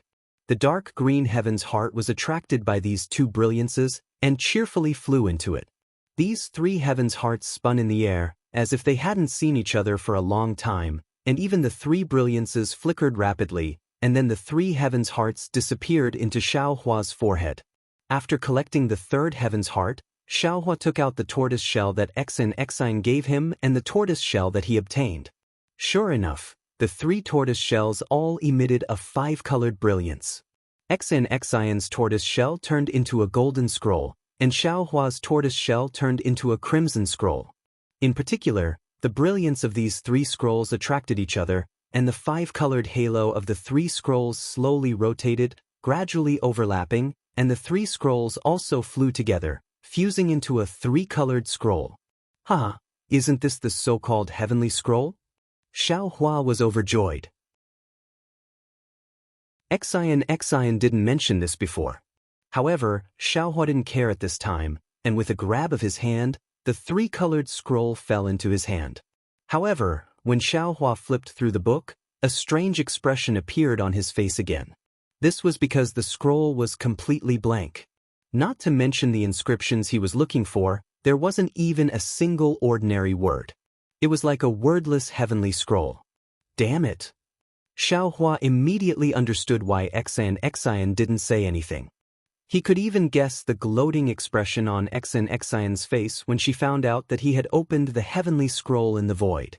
Yes, Xine had this heavenly scroll for who knows how long. Looking at the things that Xine prepared to enter the profound water palace, it was clear that Xine's scholarly family's background was very deep. Even Xine, who had such a background, was helpless against this wordless heavenly scroll, so how could Xiaohua see through it?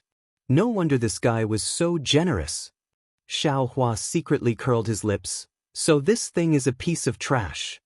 With that thought in mind, Xiaohua released his divine sense, Buddhist awareness, and soul awareness in succession, but they were all to no avail. In the end, he opened his delirium dharma eye, but unfortunately, all he saw was a tortoise shell. He couldn't even see the heavenly scripture, let alone the words. Forget it.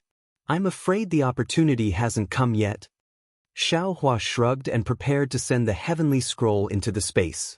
However, the moment he raised his hand, Xiaohua's heart skipped a beat. A trace of a smile appeared on his face, and then he closed his eyes. The nascent soul in his lower dantian emerged from the top of his head. The nascent soul entered the void and immediately revealed itself. This guy actually stood on top of Xiaohua's head and stretched lazily. He opened his small mouth and yawned as if he had finally arrived home. Then, with a wave of his small hand, the heavenly scroll fell into his hand. Haha! When the nascent soul's gaze fell on the three-colored heavenly scroll, he let out a burst of wild laughter. That laughter was extremely lewd. Little Xine, you are very wrong. The nascent soul laughed and shouted, You think that if you can't see it, others can't see it? This Xiao's naked eyes and Dharma eyes can't see it, but this nascent soul can. 5 cheese unifications. This is the true cultivation method of 5 cheese unifications. Rumble! Just as Xiaohua was laughing wildly, a thunderous sound could be heard coming from the void within 300 meters. The grayish-white color was like 10,000 snakes dancing wildly, and the entire void passage was rapidly collapsing. Damn it, it must be Xine's resentment. Xiaohua didn't dare to be negligent. He hurriedly let his nascent soul return and urged his flying technique to rush forward. Of course, the stingy Xiaohua wouldn't let go of this rare opportunity in the void.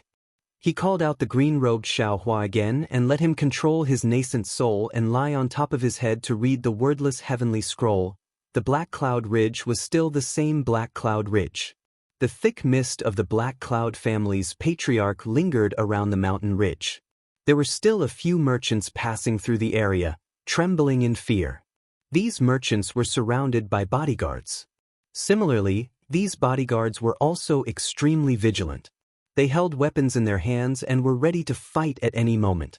These merchants also had no choice. Some goods could be taken a detour, some goods were urgent, and the money they could earn was also great. It was worth the risk. However, their worries became a joke at this time. This was because no matter if it was Black Wind Ridge, Cloud Ridge, or Lion Rock, the demons of these three factions had no time to pay attention to them because they were all gathered in the depths of Black Wind Ridge. In the depths of the Black Wind Ridge that was covered by the black clouds, there was a mountain ridge that was 1,000 feet in size. Thousands of birds were densely packed in the sky. These birds had different appearances. Some were eagles, some were condors, and some were hawks, kites, vultures, harriers, ospreys, falcons, owls, and many more. However, all of them had large bodies and were abnormally ferocious. As their wings flapped, they blew away the black clouds and even blocked the sunlight in the sky. Looking at the ground, there were also all kinds of ferocious beasts. Some were tigers, some were leopards, some were lions, some were wolves, some were elephants, and some were rhinoceroses. Some of these ferocious beasts were in human form while others were in beast form. However, each of them held a weapon in their hands and were lined up in a neat formation. Although some of the ferocious beasts were roaring, even more ferocious beasts were waiting for orders in an extremely orderly manner. In front of the birds in the sky, a golden eagle that was 100 feet in size stood lazily in the air. This eagle's body was covered with shining golden feathers. Each feather was a foot long. The golden eagle's wings were not spread out. On its huge head, a circle of white feathers stood upright, looking like a white crown. About 1,000 feet to its left, there was also a lion that was even larger than this one standing there. This lion's appearance was even more strange. Its entire body was actually pure white, far from the usual brownish yellow. Moreover, on both sides of the lion's ferocious head, there were two slightly smaller lion heads. These two lion heads had their eyes tightly shut, as if they were asleep. This white lion's eyes were filled with ferocity and a trace of disdain as it coldly looked ahead.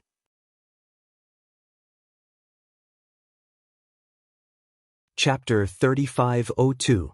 The golden eagle and white lion were several hundred feet away from the two demons.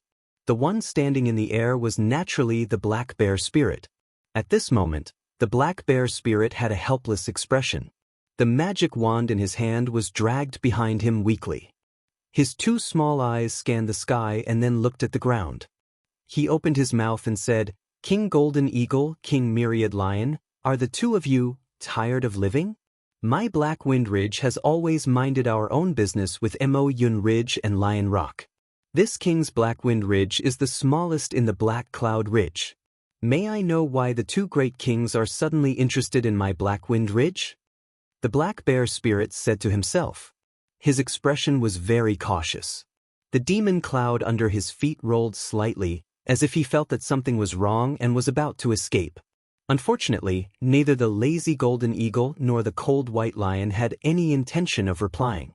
The black bear spirit could only say, "AI, today is already the 100th day. I really don't understand. What is the real reason for the two of you to surround my Black Wind Ridge? This king is the earliest king of Black Wind Ridge, right? This king only gave the throne to King Wancho because he was in the prime of his life. However, he actually forgot his roots and wanted to harm this king. This king had no choice but to kill him. Could it be that the two kings had a particularly good relationship with him and are here to avenge him?" The golden eagle's eyes were originally slightly closed. At this moment he suddenly opened his eyes. His eyes shone brightly. The black bear spirit was so scared that he trembled. He activated the demon cloud under his feet and instantly fled more than 10 feet away. "Black bear spirit." The golden eagle laughed and said, "You said this on the first day I came. After that, you said it every day. Don't you feel tired of it? Don't you understand why I am here? Why do you need me to say it clearly? You and I are both demons. We both know it." The black bear spirit said with a wronged expression, "King Golden Eagle, you are a 9-headed bird in the sky. How can I compare to you? Back then, did an old bear find a flat bird to be his king because he wasn't smart enough? Oh, I am not the king of innuendo. Don't think too much. You're right, you and I are demons, We're different from the stinky scholars of the hidden immortal continent. We should say what we should say, don't speak in riddles. 100 days ago, you and the myriad Lion King suddenly joined forces to attack my Black Wind Ridge. Why exactly did you do that? This old bear has always felt that we came to the hidden immortal continent to be demons and that life is not easy. Yes, it is what the scholars often say. Originally, there is no need to be so anxious to destroy each other. That was why this old bear endured time and time again. Even if I had to give up my cave and retreat to this place, I did not want to be enemies with you all. But you all don't have the awareness of being demons, attacking my Black Wind Ridge from all sides. Roar! Seeing that the black bear spirit was being so long-winded, the white lion opened its mouth and a gust of wind blew within 100 feet radius. The lion's roar shook the mountains. Roar! The ferocious beasts all roared together with the white lion's roar. It was a scene of chaos. Black bear.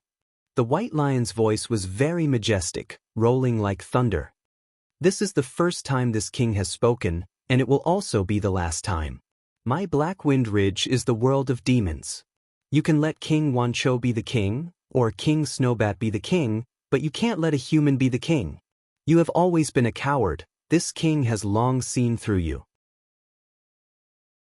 If not for the fact that your existence is still meaningful, this king would have already eaten you. Since you have spoken so clearly, as a demon, this king will also be honest with you. What kind of array is on the mountain behind you? Since when did your Black Wind Ridge have a Dao sect array protecting it? Who set it up? Ayaya. Myriad Lion King. The black bear spirit hurriedly smiled. You've finally spoken. Look at what you're saying. How can my Black Wind Ridge compare to Mo Yun Ridge and Lion Rock? You have a strong army and no one dares to offend you. My Black Wind Ridge will be in trouble if there's even the slightest disturbance. That's why this king invited an unknown Dao sect cultivator to set up an array for my Black Wind Ridge. I'm afraid that something unexpected will happen and my Black Wind Ridge will be able to escape this calamity. Unknown Dao sect cultivator? Hee, Black Bear, you're really lying through your teeth. The boy from Mo Yun Ridge and Lion Rock joined forces to attack for 10 whole days and still couldn't do anything about it. How could it be set up by an unknown Dao sect cultivator? The Golden Condor King laughed coldly. How about this? This king won't say anything. Invite that cultivator out and let this king take a look. Ayaya! The black bear spirit cried out in surprise. Why is the Golden Condor King suddenly interested in a Dao sect cultivator? You should have said so earlier. Since you wanted to see this cultivator, you didn't have to surround my Black Wind Ridge, did you? If you had said so earlier, this king wouldn't have had to be so worried for the past 100 days. Where is he? The white lion was clearly impatient and asked coldly. He left long ago? The black bear spirit spread his hands and laughed bitterly. Both kings are right. This Black Wind Ridge is my world. What is a cultivator doing in Black Wind Ridge? He left long ago. Both kings. Even if we don't meet the hermit seeker, let's quickly retreat. This king will also return to the cave residence with a group of people. With that, the black bear spirit clapped his hands and prepared to fly back. Caw! The golden condor cried out. Everyone says that the black bear spirit is cowardly. This king thinks that your guts are bigger than the heavens. You want to dismiss the boy from Mo Yun Ridge and Lion Rock with just a few words? Aren't you going to invite us into your array to take a look? The black bear spirit scratched his head and laughed in an extremely naive manner. Both kings have already occupied this old bear's nest. What haven't you seen? What else do you want to see in the array? Of course, if both kings are sincere, then you can dismiss the boy under you first. This king will open the array and invite both of you in. What's there to see in your broken nest? This king doesn't even want to take a look. The golden condor laughed coldly. Seeing that you have been working hard to greet this king every day, this king will make things clear to you. Invite all the people in your Black Wind Ridge who are not demons out, and we will retreat immediately. Especially the cultivator who helped you set up this array. Sigh. Hearing that the Golden Condor King had finally revealed his intentions, the black bear spirit's expression turned serious. He shook his head slightly and said, "Golden Condor, White Lion, this old bear knows that his strength is not as good as yours. Furthermore, this old bear is also cowardly. There are some things that small demons like you and I can't interfere in. In particular, this old bear will also give you a piece of advice. When judging a person, you have to look at their heart. Don't sell your life for someone else's promise. Sometimes what you are selling may be your own life. Even if this old bear is unlucky, can you, Golden Condor and White Lion, be free? I don't believe it. Old bear, I didn't think that you would dare to say this to us.